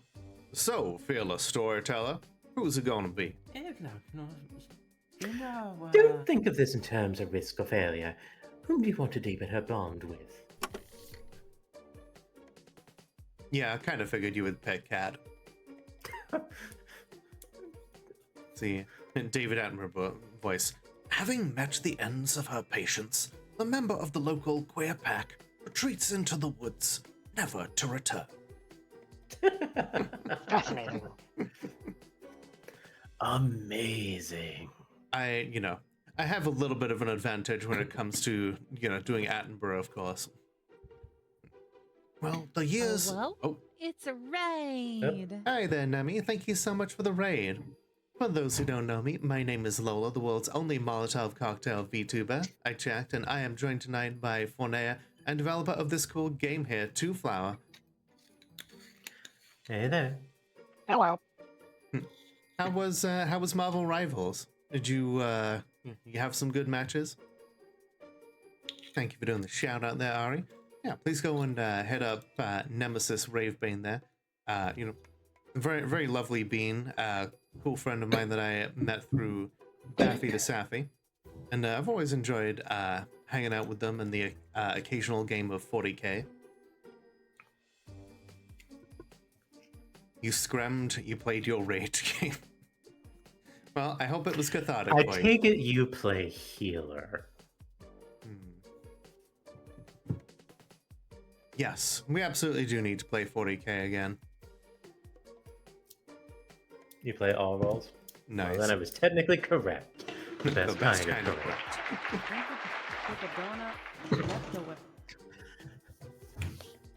Okay, I'll take care of this. I know what to do. Tank is just suffering. Yeah, Tank is just being the masochist. Yeah, we are playing. We're playing Laugh Track, a comedy horror visual novel set in a totally ordinary high school. Cat, she's fragile right now. Don't be, you. Myself. Relax. I can dial this shit back when I gotta. I've got a good idea of what's wrong. You two can go ahead to the burger joint. We'll catch up. No trouble. Done snort. Okay, thank you, Miss Ruiz. Good Good luck, Cat. See you soon.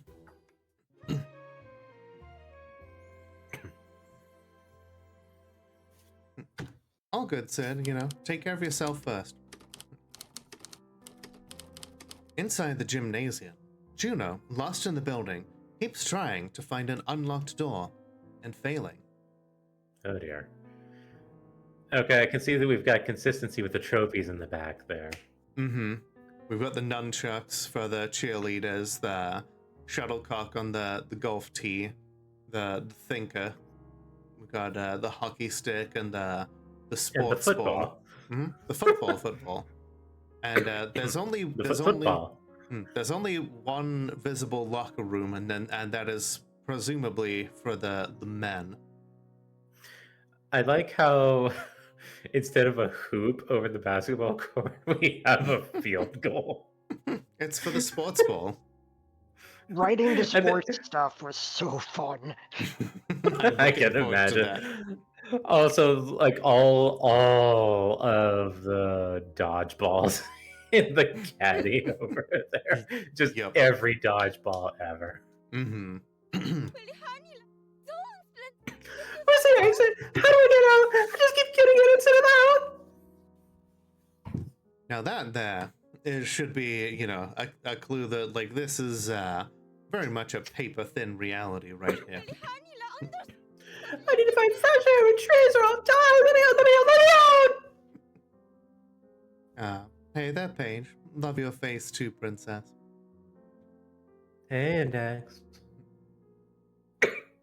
Get shouted out, nerd. I hope you have a good time at TwitchCon. Last streaming Dungeons and Dragons, the inferior tabletop RPG. I think they use it for like as a placeholder, because I know that they've done a lot of Fabula Ultima. Fair enough, fair enough. Juno, whoa, slow down, hold still. Let's talk.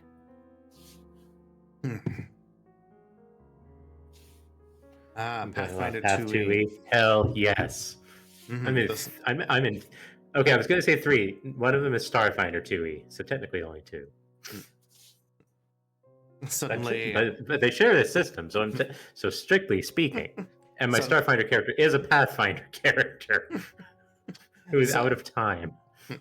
Suddenly, Nemi's partner Baffy bursts through the wall. It's like, somebody talk about Pathfinder 2E. Does Baffy not know about Rooney's thing? Good grief, I've never seen Baffy in there. Should probably tell them. Yeah. Elvis Snorp, Scriva Peldole. The school's a frickin' maze.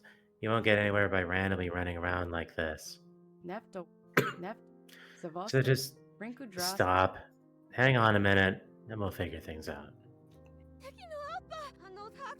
Everything's wrong, everything's bad, I need to get out, I need fresh air and sunshine, and I need... Pedrovish's Perlman. You need to stand still and focus on breathing. Not Ravlik, Scriva Pel. Yes, it's smelly gym air, but it's breathable, and it'll work just fine. That sounds rough, Sid. I hope that you're able to, heal up from that soon, because that sounds nasty. Yeah, that's a pretty big misfire.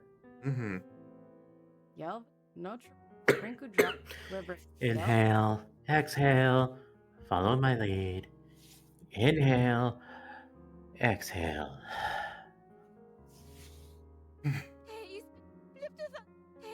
Inhale, exhale, inhale, exhale, inhale, exhale.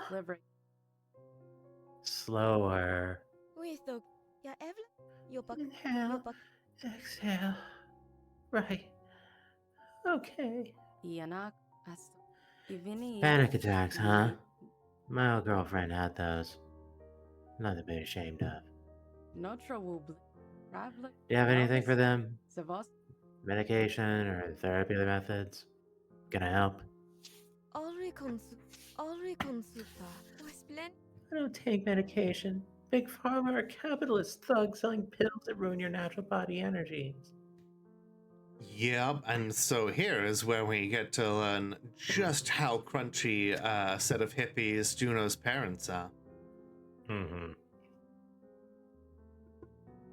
Like, I may be pagan, but, like, I still take medication because, prayer and rituals will only do so much. And I've actually, taken a pharmacy education course, and for 2 years I was a certified pharmacy technician in the state of California. So I'm actually educated on the matter. Nice. And therapists are manipulative con artists trying to mind control the masses. Oh boy. Yeah, but like, from her expression, you can tell that, she's saying these things because she's been... lectured. Yep. Juno, what the fuck? Who told you that? My parents. Whenever I start to panic, they tell me, go into the forest and breathe in the fresh air and sunshine of Gaia. Okay, wow. Lots to unpack there. Well, let's just burn the whole suitcase. But I can't find my way out. I can't find a forest if I don't commune with nature. I can't stop and... Juno, you've stopped. You're breathing normally now. You don't need a bunch of trees. The bleachers are right over there. They were trees at some point. Technically wood. Mm-hmm. I stopped? Oh. I've stopped. Huh. Suno, Zavosta, Just focus on the here and now. We're here. We're good. We're cool, Juno. We're both cool. And so if baking's not an option, you're full of ideas. Pick another. No big deal, yeah? You don't understand. I've never joined a group before, or started one, or really ever had any friends at all. My family moves around so much, nothing ever lasts.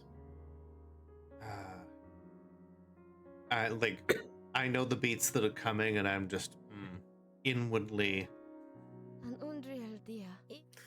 And when schools realize my vaccination record is fake, sometimes they just kick me out. And there it is. And this was like a really interesting angle to see, because like all too often in our audiences, it's easy to imagine that all anti-vax people are just like MAGA hat wearing, frothing idiots who are convinced that the vaccine is full of the 5G that's going to give you the ultra death COVID. That makes the frogs gay. But it's easy to forget that there are, weird horseshoe lefties that, wrap around to having the same positions for like different reasons. And yeah. This one I wrote like when RFK was in ascendance into being the boss of where I was working. And I was like, I've got to comment on this whole attitude, especially when they're saying like, oh, if you've got depression, you just need fresh air and sunshine. I'm like, oh God. And I thought, giving Juno's parents that to show that like even folks who are tolerant of the gays can be completely ass backwards is an important thing to point out. Yeah, prior to the current climate that we have, where, there was actually discussion and not just, mouth breathing, hollering all the damn time, only some of the time, you'd actually get interactions like this. Yep. And you know what? We're paying for it now because measles is on the rise all across America.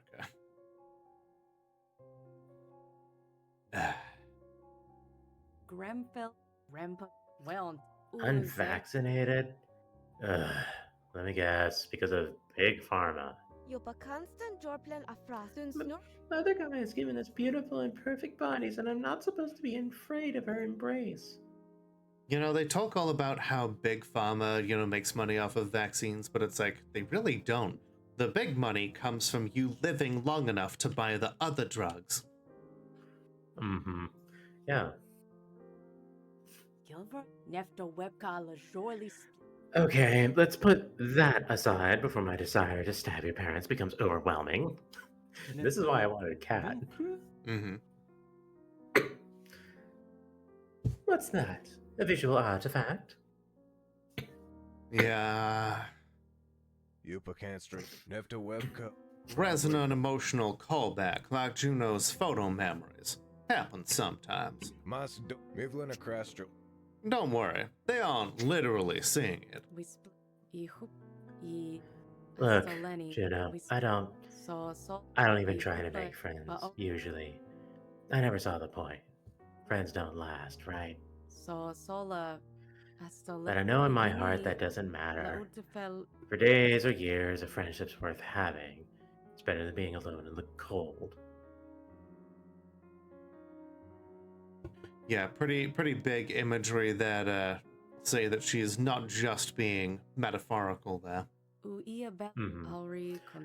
So, baking or no baking, whether you stick around for a while or a little bit, can we just try to be friends? Also makes it really that the talk about the poem she made about finding a frozen dead body a whole lot more impactful if you picked that choice. Reminds me that 95% of people with measles in Mexico during this recent outbreak are Mennonites that settled near the border with Texas. Yup. Yeah, and like I just about this image and about the poem and everything, I just gotta say, Foreshadowing is a literary device, which...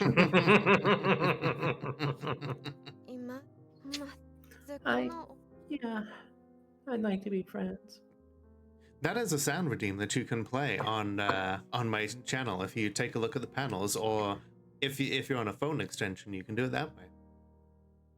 You're really cool.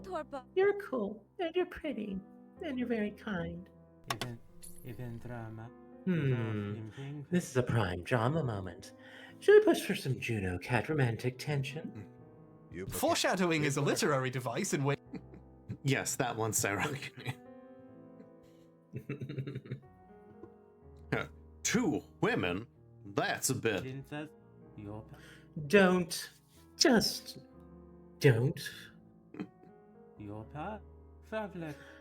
What do you think? Juno Cat ship? Hell yeah. So this is an important question to ask. Also mash the consent button here. Oh yeah, that was literally the first thing I had. Yeah, I'm a BDSM practitioner. That's the first thing I do. Now, this line here seems bad out of context, but don't worry. It gets explained. You're the writer. You make the decision. Consent is irrelevant. Excuse me, consent is extremely important to our target audience. Again, I am talking about the people that play the video game. But if you're feeling uncertain, rest assured Juno is definitely her type and vice versa. We brought in Cat because they would make a fine pair should you allow it to bloom. So, what do you say? So yeah, basically that's them saying, like, you know, that they would be up for it if that's what the story allows for. Right. Yeah, I mean, like, this whole thing is like it's intentionally very ethically questionable that you're part of this evil group that's essentially manipulating these kids. So I wanted to make it absolutely clear that you can pick the romance option and it's not evil to do so. Yeah. I think I ship them. I mean, I get to do Cat's voice more, and that's fun for me because Cat is, like, in my, like, archetypical wheelhouse, so yes. Fair enough. Such drama. Delightful. Very well. But 2 women? Which one of them goes out to work and which one of them stays at home? Fuck off. Yikes. Okay. I wasn't gonna go with, but which one has the penis?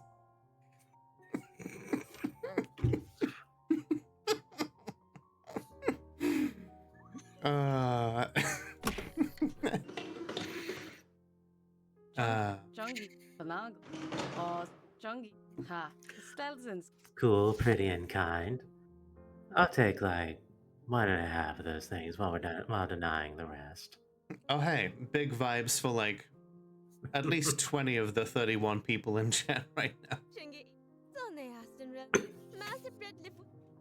Oh, please. You flatter so many people. They deny the whole thing. Yeah, probably. See, this is why I'm vibing with Cat, because, like, okay, I'll take half that. Aw, you should be nicer to yourself. You deserve happiness in this life. I just know I can be friends with Remy and that cute boy Daniel, too. Right, Daniel. That guy. Okay.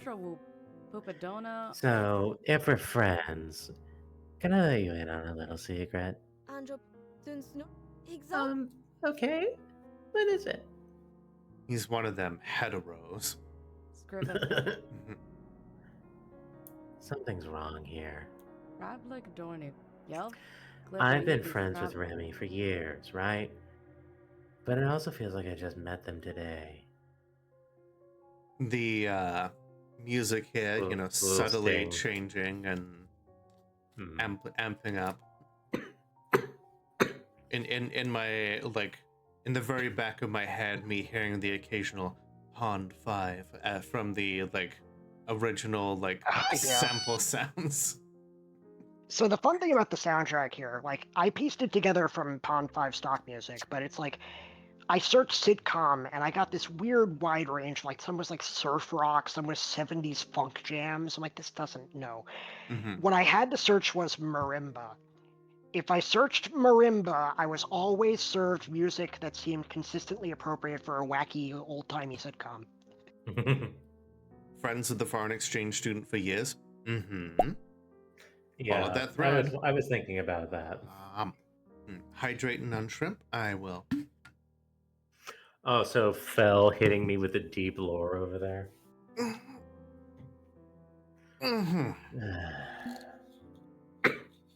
Yes, Canada sank back into the ocean.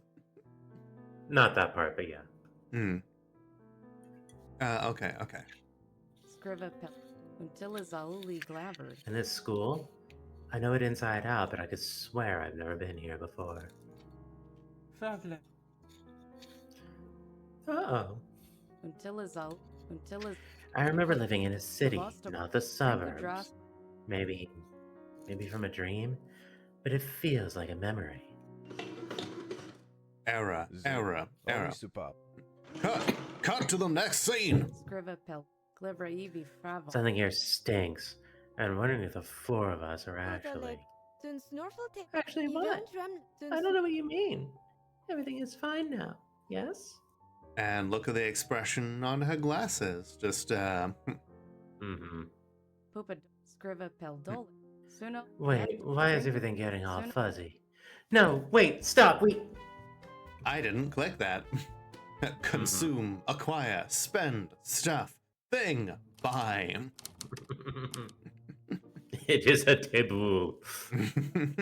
Apple. Foods. This is literally from like the original like alpha art style as well. Like, this has not changed. Okay, Ken has. Okay, doing the peeling sticker took a lot of work. That was like 2 hours in Photoshop. Good job. Okay, hang on. I love the menu here. Burger and fry. Just one fry. We have like one fry, two fries, and then 1, 2, 3, 4, 5, 6, 7 fries. I like the restroom sign. Yeah, that's what I was going like. No, hang on a moment about. Oh yeah, we've got like Hate 9000 or Hate 4000, and then the multifaceted one. Ah yes, the two genders. Autonomous and everything. And then we've got like the stacked different like burger thing here, and then I don't know what this is here, like poutine or something, but like I don't know.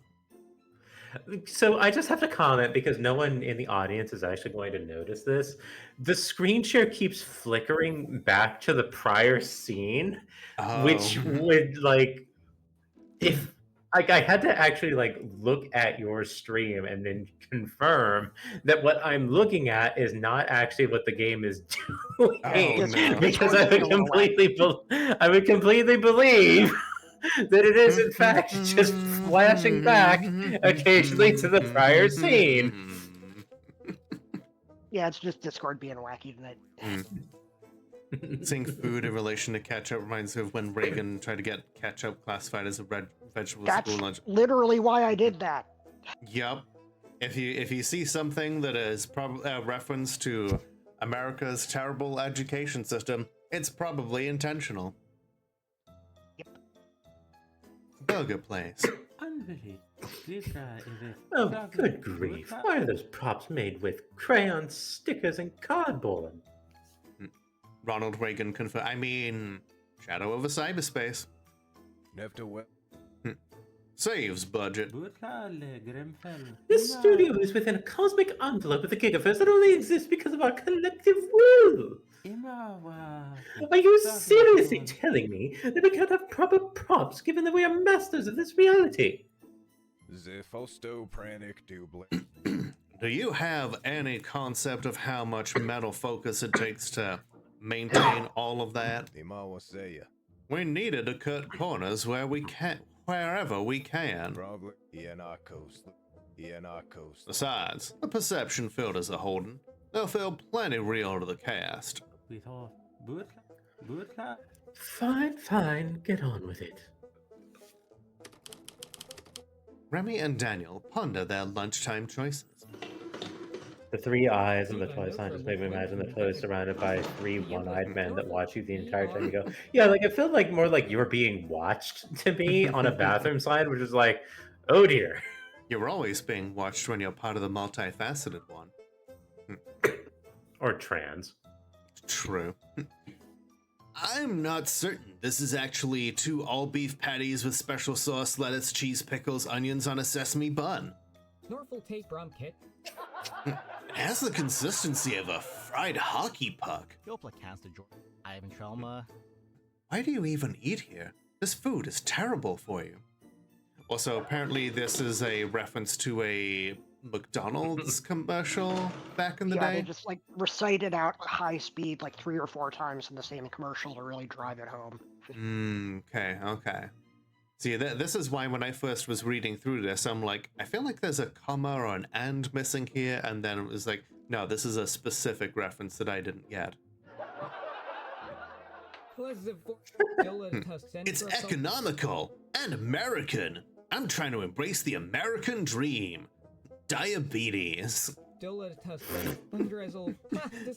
I mean, you're an immigrant too, so you get it. Everybody into the great American melting pot.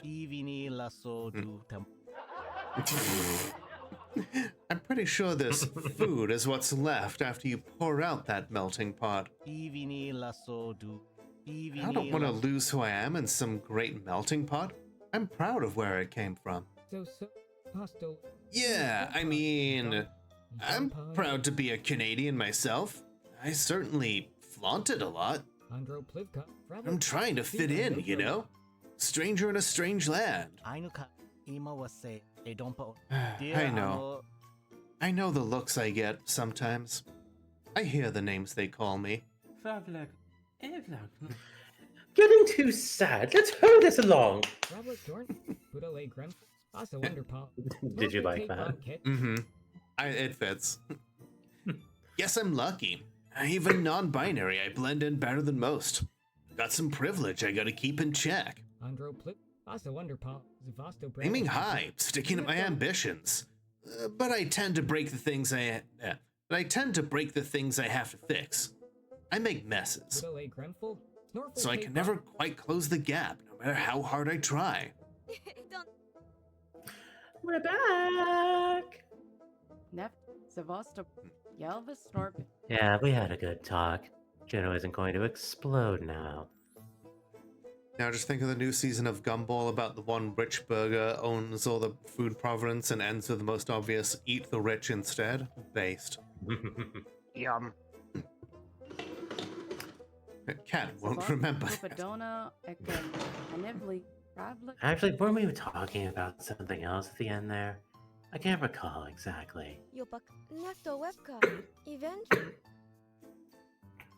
Hey, can I sit over there by Daniel? Scoot over. Fine.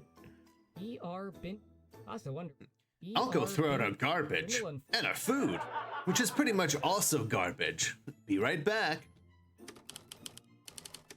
Remy busses their trays and then returns.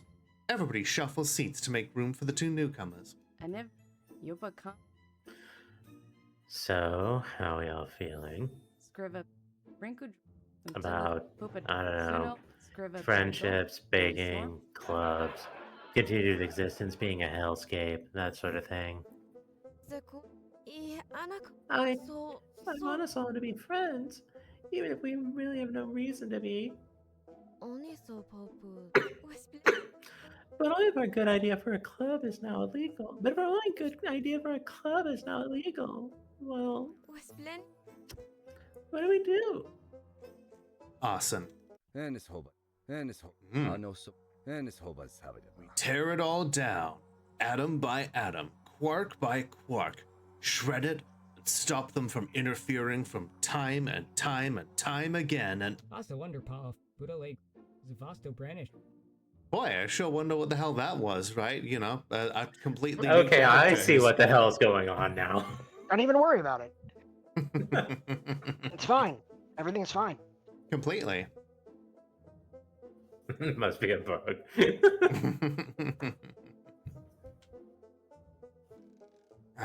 We come up with a different idea, yeah? Seems like the most obvious move. Anyway.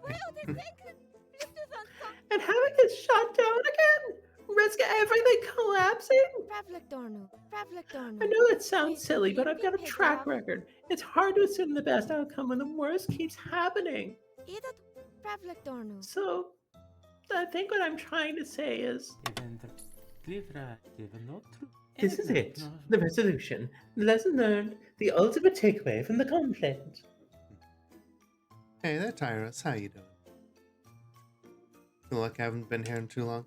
Well, hey, it's always good to see you.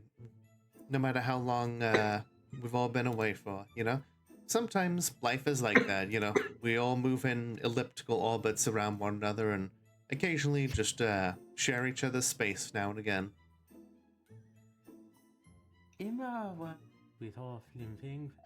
They stand on a precipice. All we need to do is apply a little push and watch them fall. Frogleg, Neftaweb, Camera 3, switch to a close-up. Oni Supapa, Glib, Zis. The storyteller is about to make magic happen. Hopefully. Say hi and immediately your browser crashes. It's the multifaceted one trying to keep you away.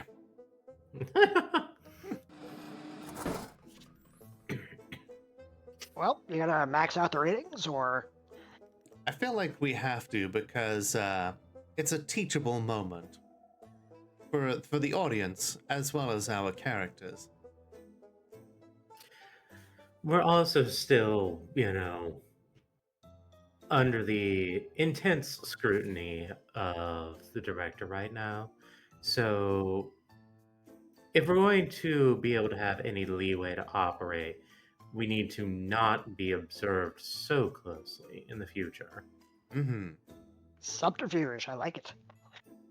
And yet, we're about to find out what happens if we push a little too far.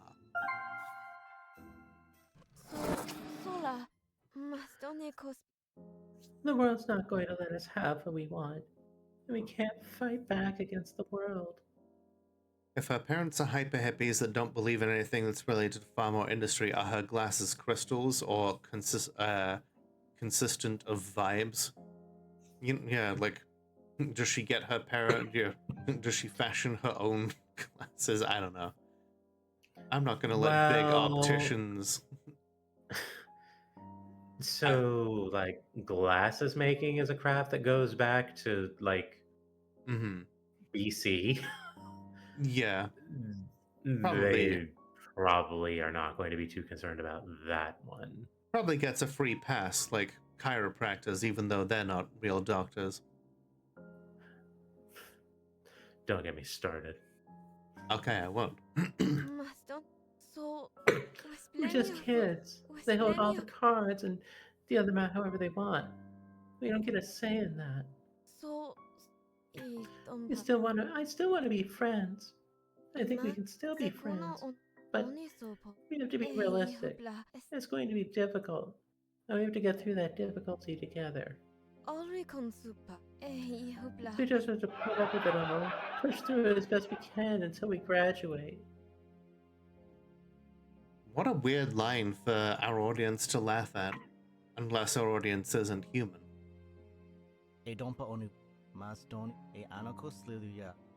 Couldn't we just, I don't know, form a secret rebel baking club or something?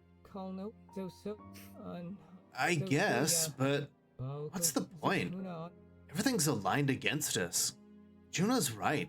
There's no fighting back. Excellent, excellent work. Maximum ratings, precisely what management is looking for. Absolute despair, it's glorious.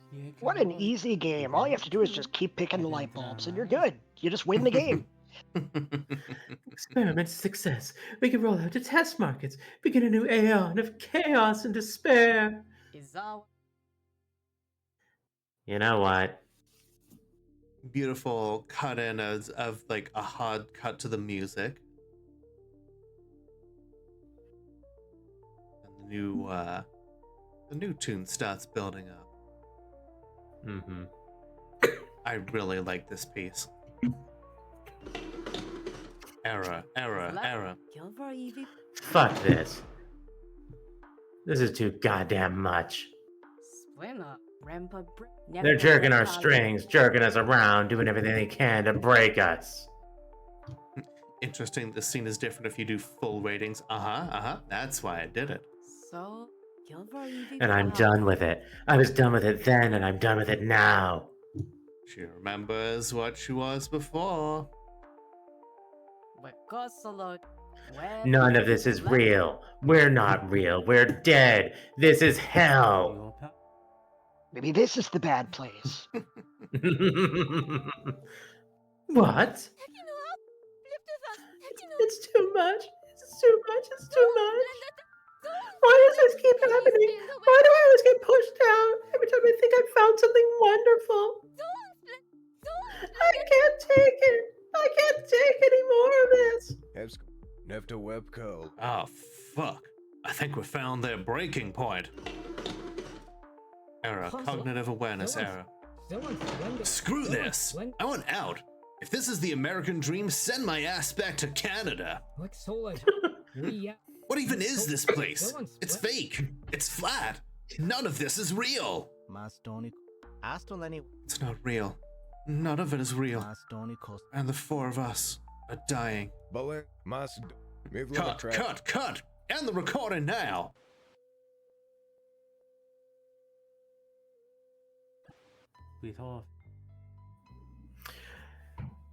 Okay. I might have pushed a bit too hard.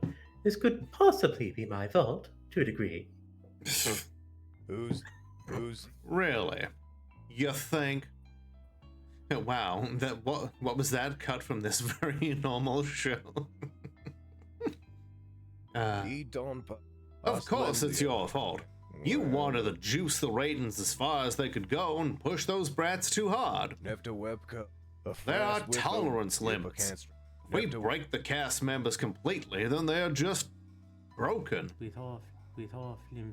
In my defense, the storyteller was the one calling those shots. Don't drag me into this. But I should have given better advice.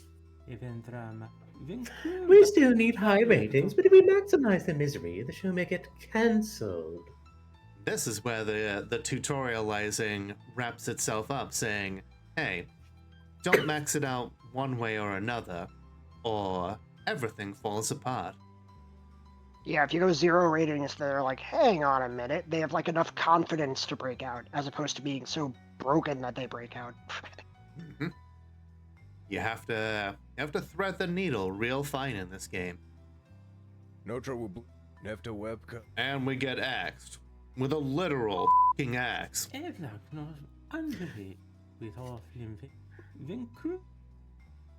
The storyteller performed admirably, but in the future, let's give them a little hope, just to play it safe. Aim for the high rating share, but don't get too greedy. Understood?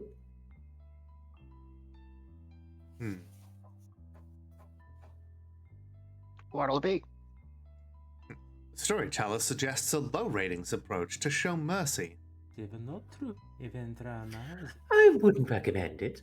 0 ratings would also lead to cancellation.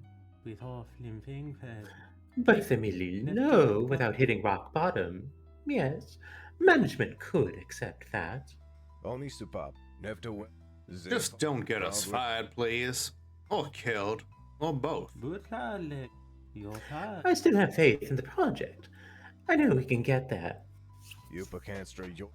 We'll start fresh in the new season. Smooth out any kinks from this pilot episode. Let's get some damn rest, meanwhile. Hell of a day. Hell of a first day.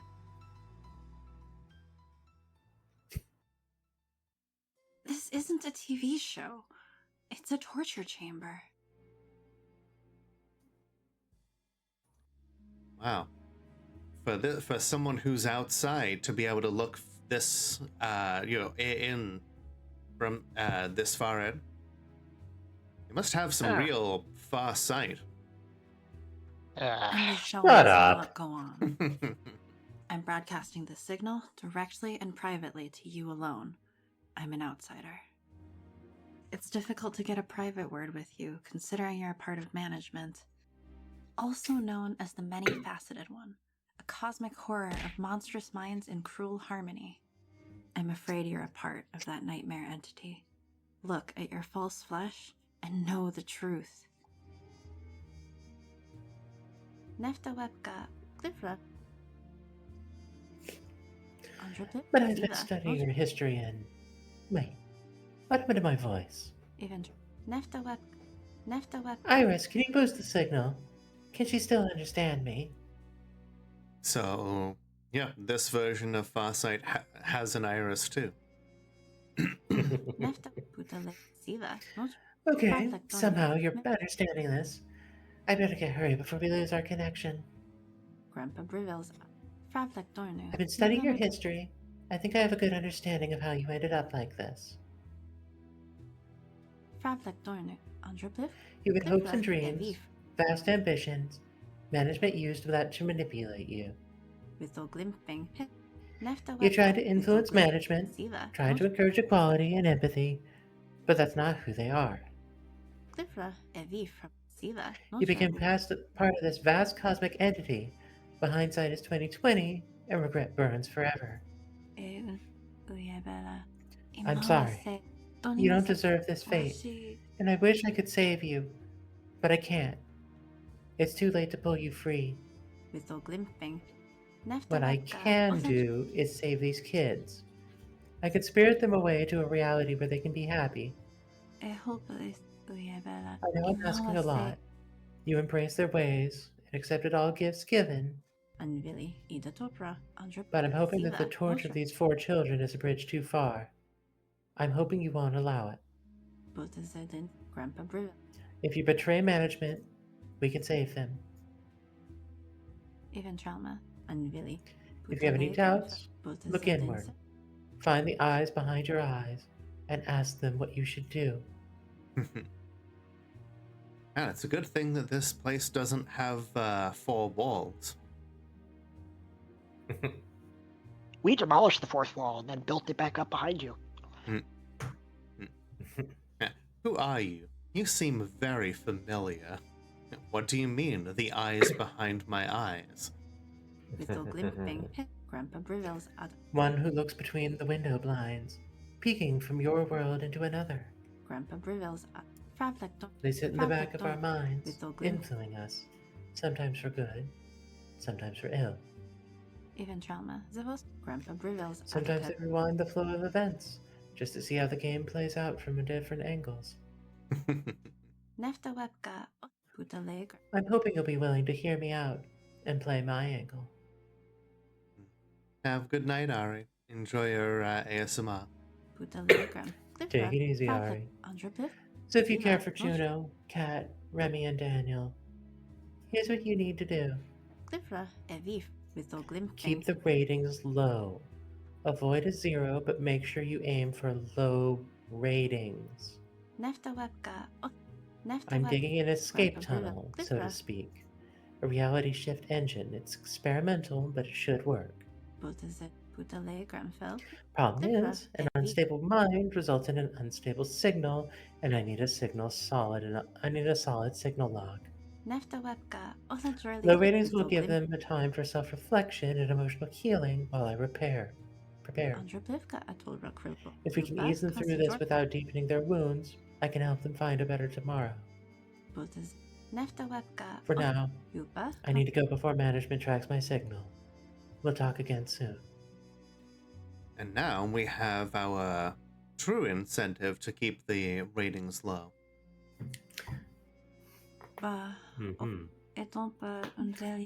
hope you're willing to help. You may be their only hope for escaping Juno's world. And that's the demo.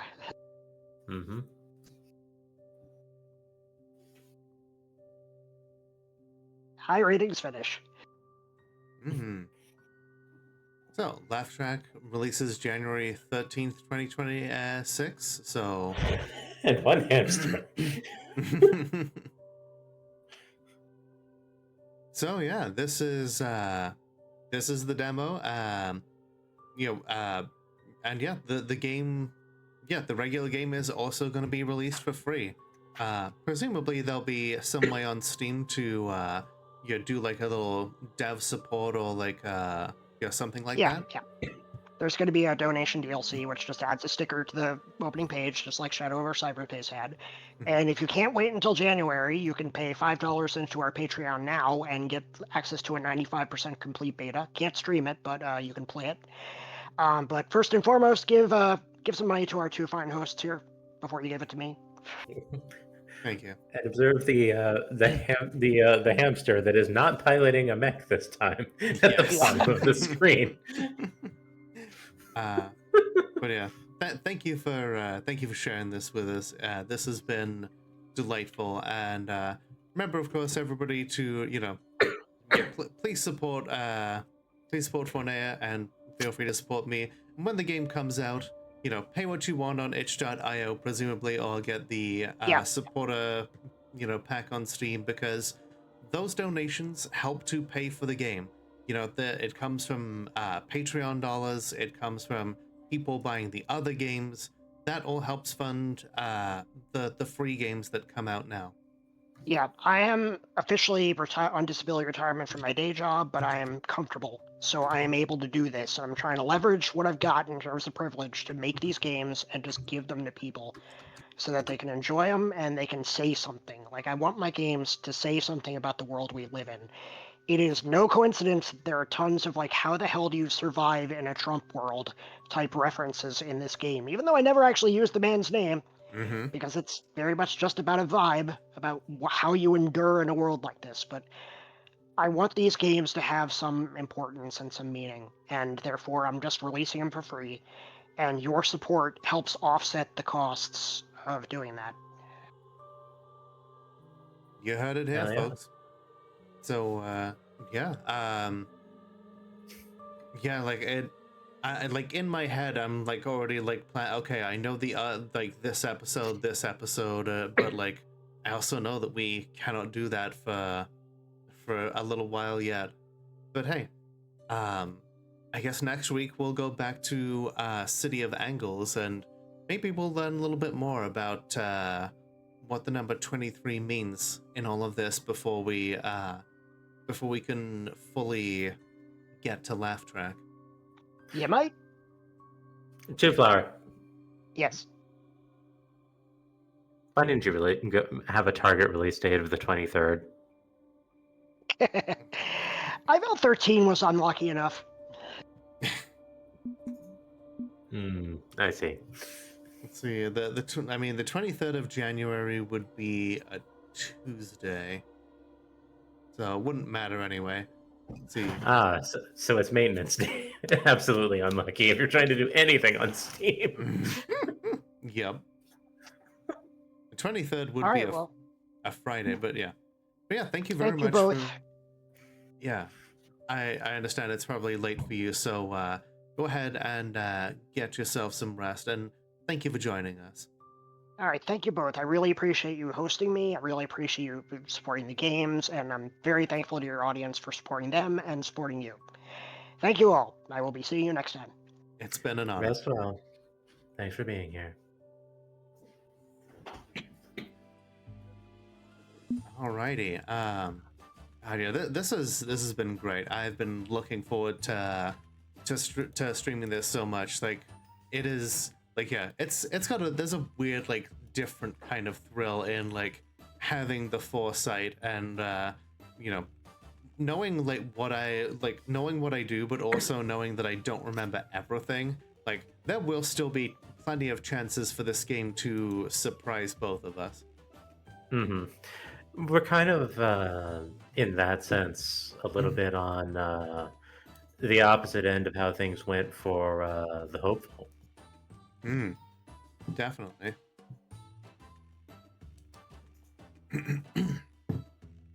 God, yeah, I think the first episode that I did was the one that's very totally not political and not a brand risk.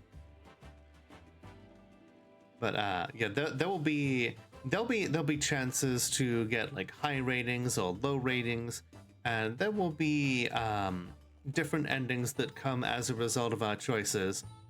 And because we cannot get full high ratings or full low ratings in any one episode, we will be forced to do some things that are very uncomfortable to us for the greater good. Hi, that's my territory. Mm-hmm. I remember Two Flower even specifically saying, I'm looking forward to seeing how you navigate this. And now that you're in a form that you are more comfortable with, it definitely gives you more room to maneuver in that respect. Indeed, indeed. Right. Shame my VTube studio crashed. Yeah. Well, hey, next time we'll be a little better prepared. Do you have anything prepared for the rest of the week? Not as far as being public with anything. That being said, so one thing that Rooney and I do just kind of around the breakfast table every now and then is we'll start talking about a subject where you have like a cast of characters, usually like 3, 4, or 5. And then we'll just go, okay, what is their primary and secondary job in Pathfinder? And then we puzzle out exactly that. This morning we were talking about the Scooby-Doo crew. And we concluded that Velma is an investigator who splashes into wrestler. Nice. I do like to do that with other systems. Particularly, I like doing it with Demon the Descent because it is a very flexible system in that respect. Characters have things like embeds and exploits that basically embeds bend reality and exploits break it. And so Right. just like, which of these abilities does, canon character have? Like Domino from the Marvel comics, and we're just like, oh, easy. She has like lucky break, left or right, check backdrop, and you're potentially, in my pocket. Let's see. Lucky break is exactly what it sounds like. Left or right allows them to, basically call a coin toss or like any other like binary choice that might happen in reality. Is this light switch that is this door locked or unlocked? When I call the coin, is it heads or tails? When this person fires their gun at me, will it fire or will it not? It's and then check backdrop basically means that people cannot hit you with gunfire unless they spend a full turn aiming, and so you basically just get that Hollywood movie effect of bullets missing you all the time. Right. Yeah, we basically concluded, all right, so the Scooby-Doo crew. Fred is a ranger who splashes into, I think it was called like Snare Master or something. Mm-hmm. Because he's Fred and he likes traps. Daphne is a bard who splashes into Ghost Hunter because Daphne is the only one who isn't Scooby or Shaggy that was on the 13 Ghosts of Scooby-Doo and actually hunted ghosts. As I mentioned, Velma is an investigator because, who splashes into wrestler because she's secretly the strongest person on the team. Fair enough. Scooby-Doo is a swashbuckler who splashes into celebrity because anytime the crew runs into anyone that has heard of them, they haven't heard of Mystery Inc. They've heard of Scooby-Doo. Entirely fair. Shaggy is a witch, and his familiar is Scrappy Doo. Nice. Because a familiar has to be tiny. True. Definitely should have Monk Splash as the live-action movie has her beat up a pro wrestler in hand-to-hand combat. Let's not forget the time that Shaggy went like instinct mode. We actually had Shaggy as Monk secondary.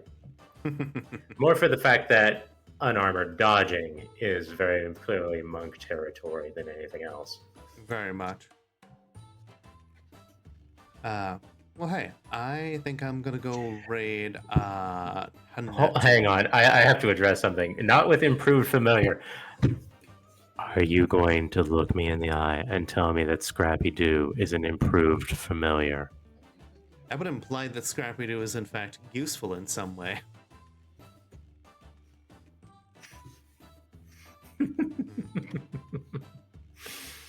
They translated Mystery Inc. as Mistero a la Orden here.